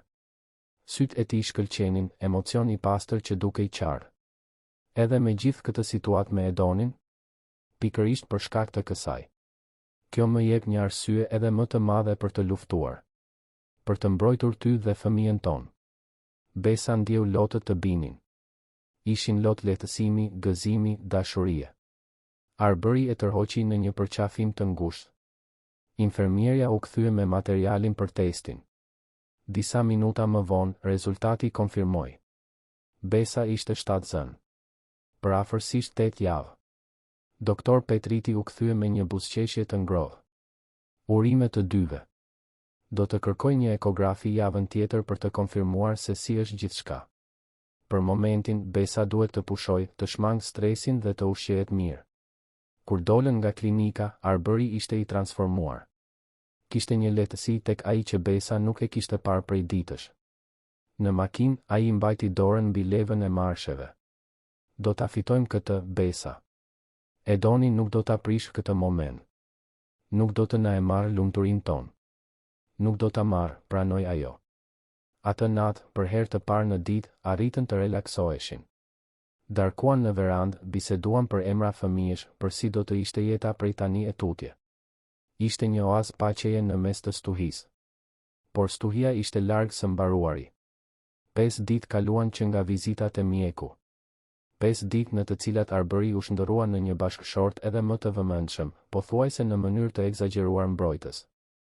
Besa zgjoi me mëngjesin gati, gjente shënime të dashura të shpërndara nëpër shtëpi dhe ai këmbëngulte që ajo të pushonte sa herë që ishte e mundur. Lajmi i shtatzënisë kishte ndryshuar diçka thelbësore tek ai. Kishte një qëllim të ri për të rirë në sytë e tij, një vendosmëri të hekur për të mbrojtur familjen e tij të sapo lindur. Por ndërsa festonin privatisht, kërcënimi i Edonit qëndronte mbi ta si një re e errët. Afati prej 24 orësh kishte kaluar prej ditësh dhe Edoni nuk kishte kontaktuar përsëri. Kjo e bënte Arbërin më nervoz se çdo kërcënim i drejt për drejt. Heshtja do të thoshte se Edoni po planifikonte diçka. Valbona gjithashtu nuk kishte dhënë lajme. Besa filloi të pyeste veten nëse ajo kishte ndryshuar mendje, nëse frika për të tradhtuar Edonin ishte më e madhe se instinkti i mbijetesës. Në mëngjesin e ditës së 6, ndërsa Besa pinte çaj xhenxhefili për të lehtësuar të përzierat, i ra celulari. Numër i panjohur. Ajo u përgjigj me kujdes. Alo? Jam unë, zëri i Valbonës ishte i ulët, pothuajse një pëshpërim. I mora të gjitha. Duhet t'i dorëzoj sot. Edoni po dyshon. Ku je? Në qendrën tregtare Çega. Kati i tretë, në librari. Eja vetëm. Besa hezitoi. Pse vetëm? Sepse nëse Edoni e merr vesh se Arbëri është i përfshirë, do të ketë kujdes. Duhet të duket rastësore, sikur jemi dy të njohura që u takuam rastësisht. Në rregull. Do të jem aty për një orë. Besa e mbylli dhe shkoi të kërkonte Arbërin. Ai ishte në zyrë në një videokonferencë me avokatët. Ajo priti derisa ai të mbaronte para se t'i tregonte. Valbona telefonoi. Ajo i ka provat. Fytyra e Arbërit u ndriçua. Kur? Ku? Besa i tregoi për takimin në qendrën tregtare. Arbëri menjëherë deshi të shkonte bashk, por ajo e pengoi. Ajo kërkoi që të shkoj vetëm. Nëse ti shfaqesh, mund ta trembësh. Në asnjë mënyrë. Nuk do të lë të shkosh vetëm të takosh Valbonën. Po sikur të jetë një kurth. Nuk është. E ndjeva në zërin e saj. Ajo ka frikë me të vërtetë. Arbëri kaloi duart në përfytyr në konflikt.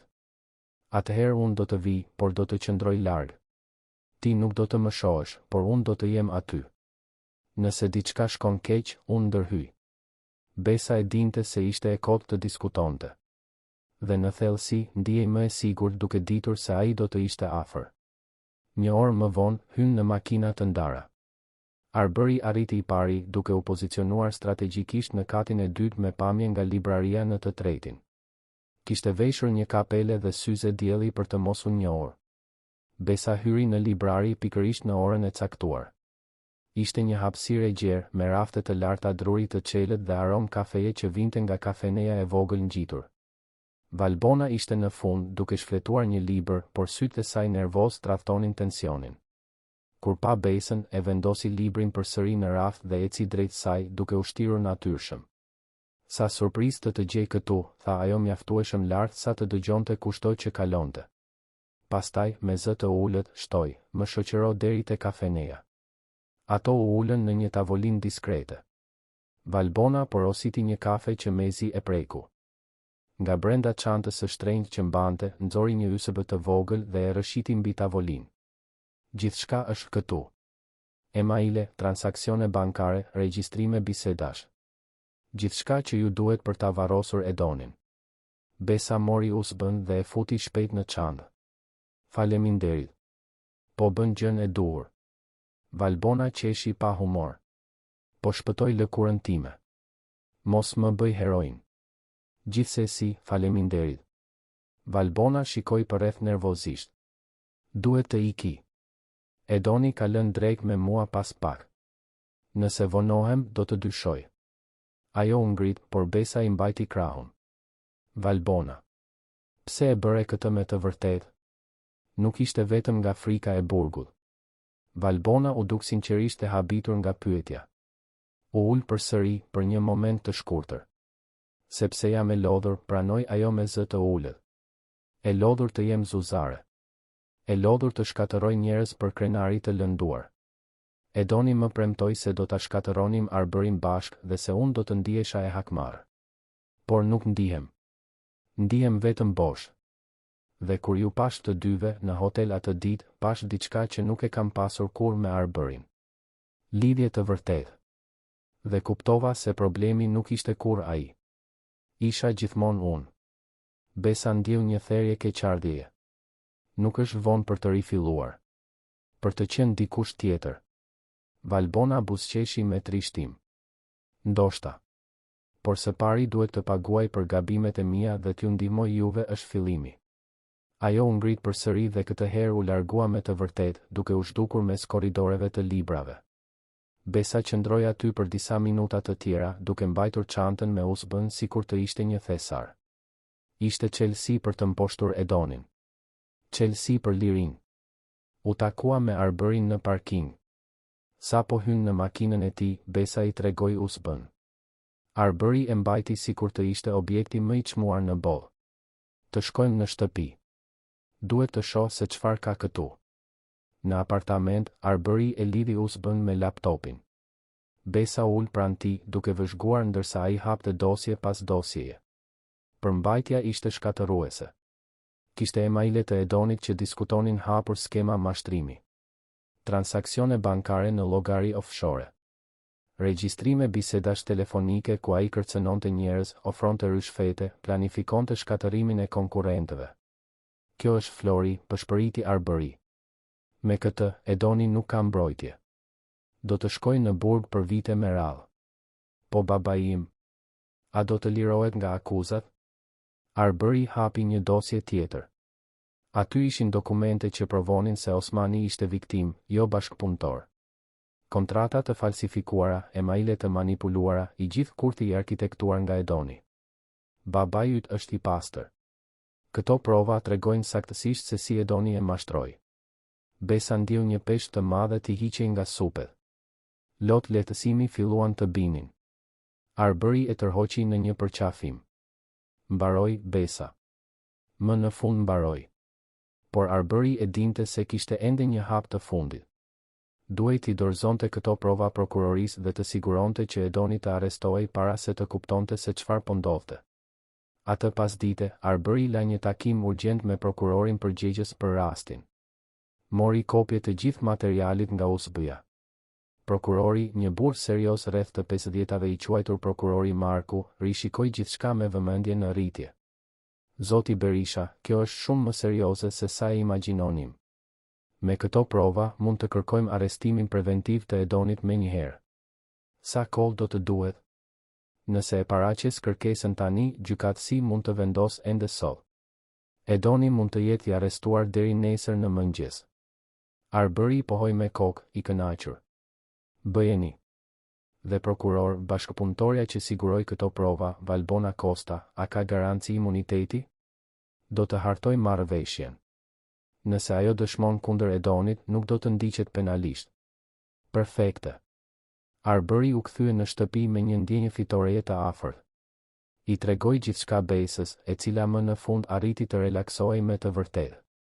Ata darkuan në verandë, duke vëzhguar perëndimin e diellit mbi Tiranë, duke biseduar për të ardhmen. Për ardhjen e fëmijës. Për udhëtimet që do të bënin. Për një jetë më në fund të lirë nga kërcënimet. Arbëri vendosi dorën mbi barkun ende të sheshtë të Besës. Djali ynë do të rritet në paqe. Pa gjithë këtë çmenduri. Do të rritet, pranoi ajo, duke mbuluar dorën e tij me të sajën. Por paqja zgjati pak. Në orën 10 të mbrëmjes, telefoni i Arbërit ra. Ishte prokurori Marku. Zoti Berisha, kemi një problem. Çfarë ndodhi? Edoni është zhdukur. Kur policia shkoi ta arrestonte, ai nuk ishte në shtëpi. Nuk është në zyrë. Askush nuk e di se ku është. Arbëri ndjeu gjakun t'i ngri. Si kështu u zhduk? Dikush duhet ta ketë lajmëruar. Ai iku para se të mund të ekzekutonim urdhrin. Arbëri e mbylli, fytyra e zbeth. Besa e kuptoi menjëherë se diçka ishte shumë keq. Çfarë ndodhi? Edoni ka ikur. Ai e di se ne jemi pas tij. Besa vuri dorën në gojë. Çfarë do të thotë kjo? Do të thotë se ai është i dëshpëruar. Dhe njerëzit e dëshpëruar janë të rrezikshëm. Arbery menjëherë aktivizoi sigurinë e ndërtesës duke kërkuar që të përforconin vigjilencën. Mbylli të gjitha dyert dhe dritaret e apartamentit. Besa mund të shihte frikën në sytë e tij, një frikë që ai përpiqej ta fshihte për të mos e trembur atë edhe më shumë. Ata u përpoqën të flinin, por ishte e pamundur. Çdo zhurmë i linte vigjilent. Në 3 të mëngjesit Besa më në fund fjeti nga raskapitja. Arbery qëndroi zgjuar, i ulur në dhomën e ndenjes me dritat e fikura, duke vëzhguar rrugën poshtë. Atëherë e pa. Një makinë e ndaluar në anën tjetër të rrugës me dritat e fikura. Një figurë doli nga automjeti. Edhe nga larg, Arbery e njohu siluetën. Edoni. Arbery mori celularin dhe telefonoi menjëherë policinë duke informuar për praninë e Edonit. Pastaj shkoi në dhomë për të kontrolluar Besën. Ajo flinte thellë, më në fund duke pushuar. Ai nuk donte ta zgjonte dhe ta shqetësonte edhe më shumë. U kthye në dhomën e ndenjes dhe vazhdoi të vëzhgonte. Edoni ishte ende poshtë, thjesht duke qëndruar, duke parë lart. Ishte shqetësuese. Arbery mbajti telefonin në dorë, gati për të thirrur ndihmë nëse ishte e nevojshme. 10 minuta më vonë, 2 makina policie arritën në heshtje, pa sirena. Arbery pa policët të dilnin dhe të rrethonin Edonin. Pati një rezistencë të shkurtër, por Edoni ishte vetëm, pa rojet e tij të sigurisë, pa rrugdalje. U prangos dhe u fut në makinë. Arbery lëshoi ajrin që po mbante. Më në fund kishte mbaruar me të vërtetë. Kur Besa u zgjua të nesërmen në mëngjes, e gjeti Arberin duke fjetur në divan, i raskapitur. Ajo e mbuloi me një batanie dhe shkoi të përgatiste kafe. Ishte në kuzhinë kur i ra celulari i tij. Ajo u përgjigj për të mos e zgjuar. Alo? Zonja Berisha? Këtu prokurori Marku, nga prokuroria. Mirëmëngjes, prokuror. Arbery po fle. Mund t'ju ndihmoj? Vetëm doja t'ju informoja se Edoni u arrestua në mesnatë. Është nën arrest dhe do të përgjigjet për të gjitha krimet. Pa mundësi lirimi me kusht këtë herë. Besa ndjeu lot lehtësimi të mbinin. Faleminderit. Shumë faleminderit. Kur e mbylli, e zgjoi Arberin butësisht. I tregoi lajmin. Ai e tërhoqi në një përqafim të ngushtë dhe më në fund, për herë të parë në muaj, Arbery qau. Nuk ishin lot trishtimi. Ishin lot çlirimi, lehtësimi, rifillimi. Ditët në vijim ishin një përzierje procedurash ligjore dhe festimesh diskrete. Edoni u akuzua zyrtarisht dhe mbeti i burgosur në pritje të gjykimit. Valbona përmbushi pjesën e saj të marrëveshjes duke dëshmuar kundër tij në këmbim të imunitetit. Osmani u shpall plotësisht i pafajshëm dhe reputacioni i tij u rivendos. Lajmi u përhap në qarqet e biznesit. Thashe themet për Arberin që e kishin përndjekur për kaq shumë kohë, më në fund filluan të zhdukeshin. Njerëzit filluan të shihnin të vërtetën. Se ai kishte qenë gjithmonë viktimë e një fushate shpifjesh mizore. Se ai ishte, në të vërtetë, një njeri i ndershëm, punëtor dhe besnik. 3 javë pas arrestimit të Edonit, Arbery dhe Besa shkuan te mjeku për ekografinë e parë. E shtrirë në shtrat me gjel të ftohtë në bark, Besa mbajti dorën e Arberit ndërsa doktor Petriti lëvizte sondën. Dhe pastaj e dëgjuan. Një tingull i shpejt, ritmik, i fortë. Zemra e fëmijës. Arbery i shtrëngoi dorën, syt e përlotur. Në ekran, një imazh i vogël, por i përsosur. Djali i tij. Familja e tij. Gjithçka është perfekte, njoftoi mjeku me një buzëqeshje. Rrahje zemre të forta, madhësi e përshtatshme për moshën gestacionale. Urime prindërve. Kur dolën nga klinika, Arbery ndaloi në korridor dhe e tërhoqi Besën në një përqafim. Faleminderit, pëshpëriti ai. Pse? Për gjithçka. Që qëndrove. Që luftove me mua. Që më dhe një familje. Që më tregove se mund të isha i dashur me të vërtetë. Besa u largua pak për ta parë në sy. Ti gjithmonë ke qenë i denjë për dashuri, Arber. Thjesht ishe i rrethuar nga njerëzit e gabuar. Por tani je aty ku duhet të jesh. Me mua. Me fëmijën tonë. Në shtëpi. Muajt në vijim ishin të shërimit dhe rindërtimit. Berisha Teq lulëzoi në drejtimin e Arbërit, tani i lirë nga sabotimet dhe kërcënimet. Besa u kthye në fakultet duke mbaruar kursin e arkitekturës me nota të shkëlqyera. Filloi të punonte në projekte për kompaninë, duke krijuar hapësira të bukura dhe funksionale që shpejt fituan njohje. Osmani dhe Fatimia u rimë këmbën. Kompania e tyre, megjithse më e vogël se më parë, ishte përsëri e qëndrueshme. Dhe marrëdhënia mes Besës dhe prindërve të saj u forcua. Ata e vizitonin shpesh apartamentin, të entuziazmuar për ardhjen e nipit. Valbona, duke përmbushur pjesën e saj të marrëveshjes, dëshmoi kundër Edonit në një gjykim që tërhoqi vëmendjen e medias. Edoni u dënua me 15 vjet burg për mashtrim, pastrim parash dhe zhvatje. Valbona, nga ana e saj, u transferua në Elbasan, duke kërkuar të rifillonte larg vëmendjes dhe gabimeve të së kaluarës. Kur Besa mbushi 7 muaj 7 zëni, ndodhi diçka e papritur. Ishte një pasdite e shtunë dhe ata ishin në shtëpi duke përgatitur dhomën e fëmijës. Arbëri po montonte krevatin ndërsa Besa organizonte rrobat e vogla që kishin bler. Papritur, ajo ndjeu një therrje të fortë. Pastaj një tjetër. Dhe një tjetër. Arbër mendoi se diçka nuk shkon. Ai la gjithçka menjëherë dhe vrapoi drejt saj. Besa ishte e zbetë, duke mbajtur barkun. Të dhemb? Po. Shumë. Arbëri e mori në krah dhe vrapoi drejt ashensorit. Në makinë i dha sa më shpejt që mundi deri në spital, duke telefonuar doktor Petritin gjatë rrugës. Kur arritën në urgjencë, Besa u mor menjëherë nën kujdes. Mjekët bën ekzaminime të shpejta. Fëmia ishte në vuajtje. Duhej të lindte. Tani. Por është prematur, tha Besa në panik. Mungojnë ende 2 muaj. Mjekja obstetër, një grua me shikim të vendosur por të butë, i mbajti dorën. Në 32 javë, fëmia ka shanse të shkëlqyera. Por duhet të lindë tani. Do të bëjmë një operacion cezarian urgjent. Arbëri ishte pranë saj, fytyra e tronditur por duke u përpjekur të transmetonte qetësi. Gjithçka do të shkojë mirë. Ti je e fortë. Djali ynë është i fortë. Besa u dërgua me nxitim në sallën e operacionit. Arbëri duhej të priste jashtë, duke ecur sa andej këtej, duart i dridheshin, duke u lutur çdo force superiore që po e dëgjonte. 40 minuta më vonë, u shfaq një infermiere. Zoti Berisha? Gruaja juaj është mirë. Dhe ju keni një djalë të bukur. Arbëri ndjeu këmbët t'i dobësoheshin nga lehtësimi. Ai është mirë. Është në terapinë intensive neonatale.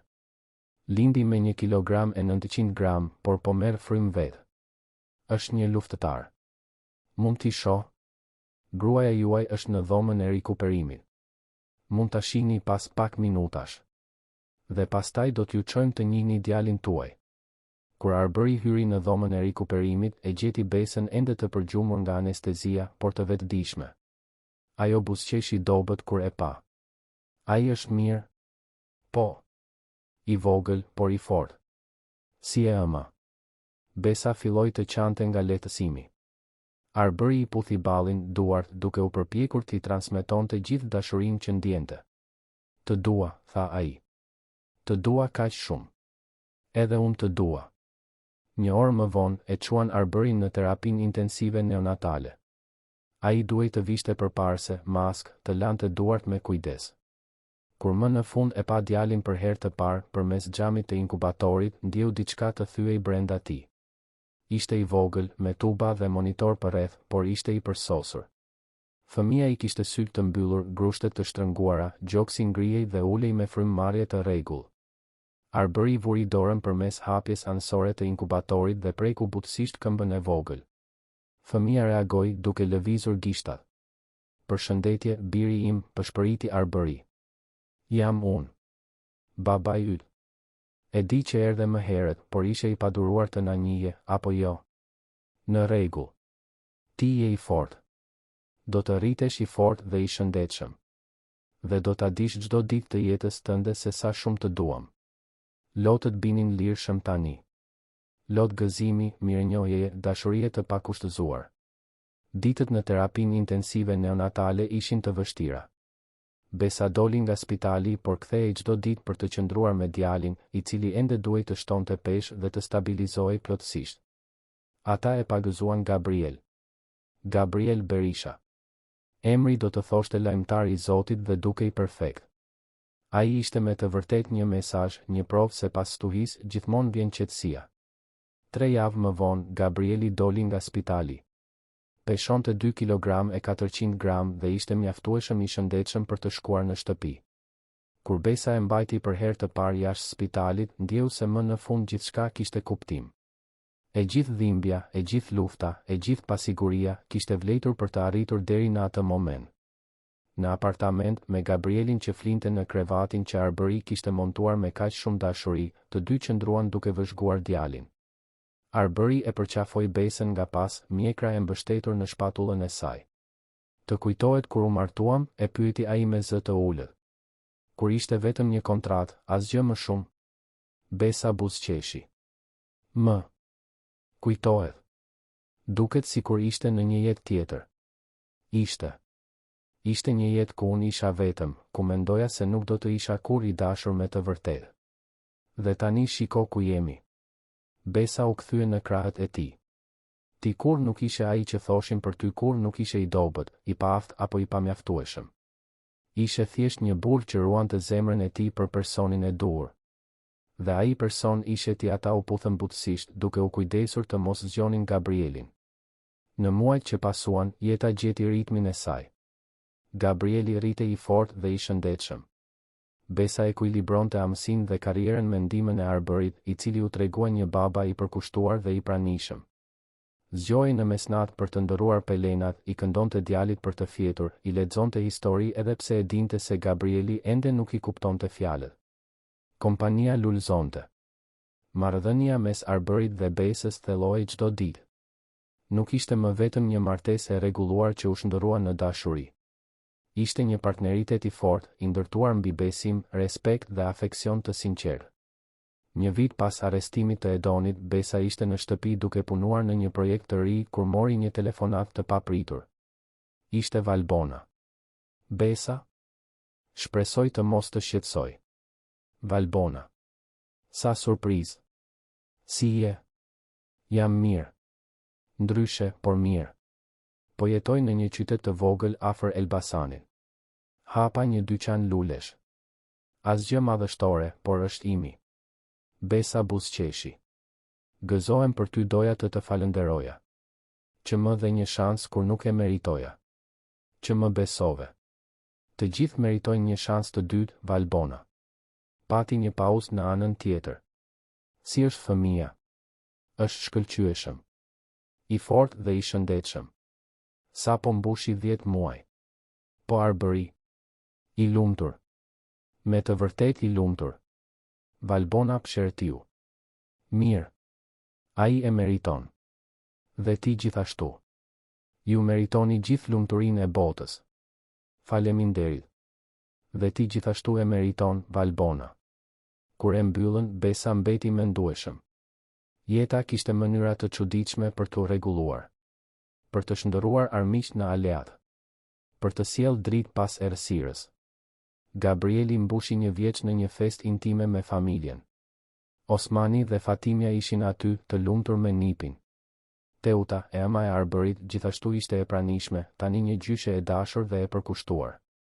Ndërsa Gabrieli luante me lodrat e reja, I rrethuar nga dashuri dhe të qeshura, Arbëri e tërhoqi Besën në verandë. Dielli po perëndonte mbi Tiranë, duke pikturuar qiellin me ngjyrë portokalli dhe roz. E di çfarë mendova sot, tha ai. Çfarë? Mendova se si jeta ime ka ndryshuar plotësisht që kur hyre ti në të. Isha I humbur, Besa. Po mbytesha në vetmi dhe hidhërim. Dhe ti më shpëtove. Besa mbështeti kokën në shpatullën e tij. Ne e shpëtuam njëri tjetrin. Arbëri I puthi majën e kokës. Njerëzit thoshin se unë isha I keq. Se isha I paaftë. Se nuk do të isha kur I mjaftueshëm për askën. Dhe ti provove se ata e kishin gabim. Jo. Provova se kur nuk ishin ata që kishin rëndësi. Vetëm ti, vetëm familja jon. Besa ngriti fytyrën dhe e puthi. Ishte një puthje e butë, plot premtime. Të së kaluar së të i kaluar dhe të ardhme së ndritur. Të dua, tha ajo. Të dua më shumë. Nga brenda shtëpis dëgjuan të qeshurën e Gabrielit. U kthyen brenda, në fest, në familje, në jetën që ndërtuan së bashku kundër të gjitha gjasave. Dhe atë natë, kur të gjithë u larguan dhe Gabrieli flinte në paqe në krevatin e tij, arbëri dhe besa ushtrim të përqafuar. Faleminderit, pëshpëriti ai në errësirë. Pse? Që qëndrove. Që besove. Që më dhe gjithçka. Besa buzëqeshi në errësirë. Ti gjithmonë ja ke vlejtur, arbër. Që ditën e parë. Thjesht kishe nevojë për dikë që ta shite. Dhe ti e pe. E pash. Dhe gjithmonë do ta shoh. Ata fjetën kështu, bashk, të plot, më në fund në paqe. Stuhia kishte kaluar. Fantazmat e së kaluarës ishin egzorcizuar. Dhe e ardhmja, për herë të parë pas shumë kohësh, shkëlqente plot mundësi. E vërteta ishte e thjeshtë dhe e fuqishme. Arbëri kur nuk kishte qenë burri që përshkruanin thashe themet. Kur nuk kishte qenë i dobët, i paaft apo i pamjaftueshëm. Ishte thjesht një burr që ruante zemrën e tij për atë që do të dinte ta vlerësonte. Për atë që do të shite përtej gënjeshtrave dhe do të gjente të vërtetën. Dhe besa e gjeti. Jo sepse ai ishte i përsosur, por sepse ishte real. Sepse ishte vetvetja. Sepse ishte dashuri e vërtet në një botë pamjesh. Dhe ata që u larguan, që gjykuan, që përhapën gënjeshtra, humbën përgjithmonë vendin që kur nuk ditën ta vlerësonin.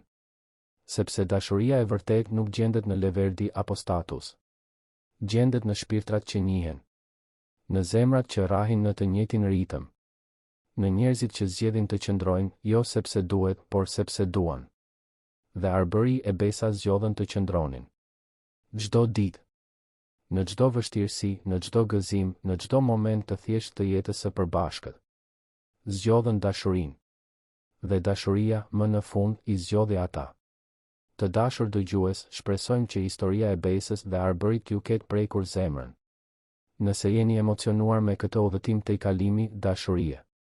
Të vërtet dhe rifillimi, lini një pëlqim, abonohuni në kanal dhe na tregoni në komente se çfarë ju preku më shumë në këtë histori. Ishte forca e besës? Transformimi i arbërit? Dashuria që mposhti të gjitha pengesat? Çdo ditë, ne sjellim histori intensive si kjo, që zbulojnë anën më të thellë të shpirtit njerëzor, që tregojnë se si dashuria mund të shërojë plagët më të thella dhe se si e vërteta gjithmonë e mposht gënjeshtrën. Mos humbisni episodin e ardhshëm. Ju presim këtu, gati për të ndarë një tjetër histori që do t'ju prek emocionet. Deri së shpejti.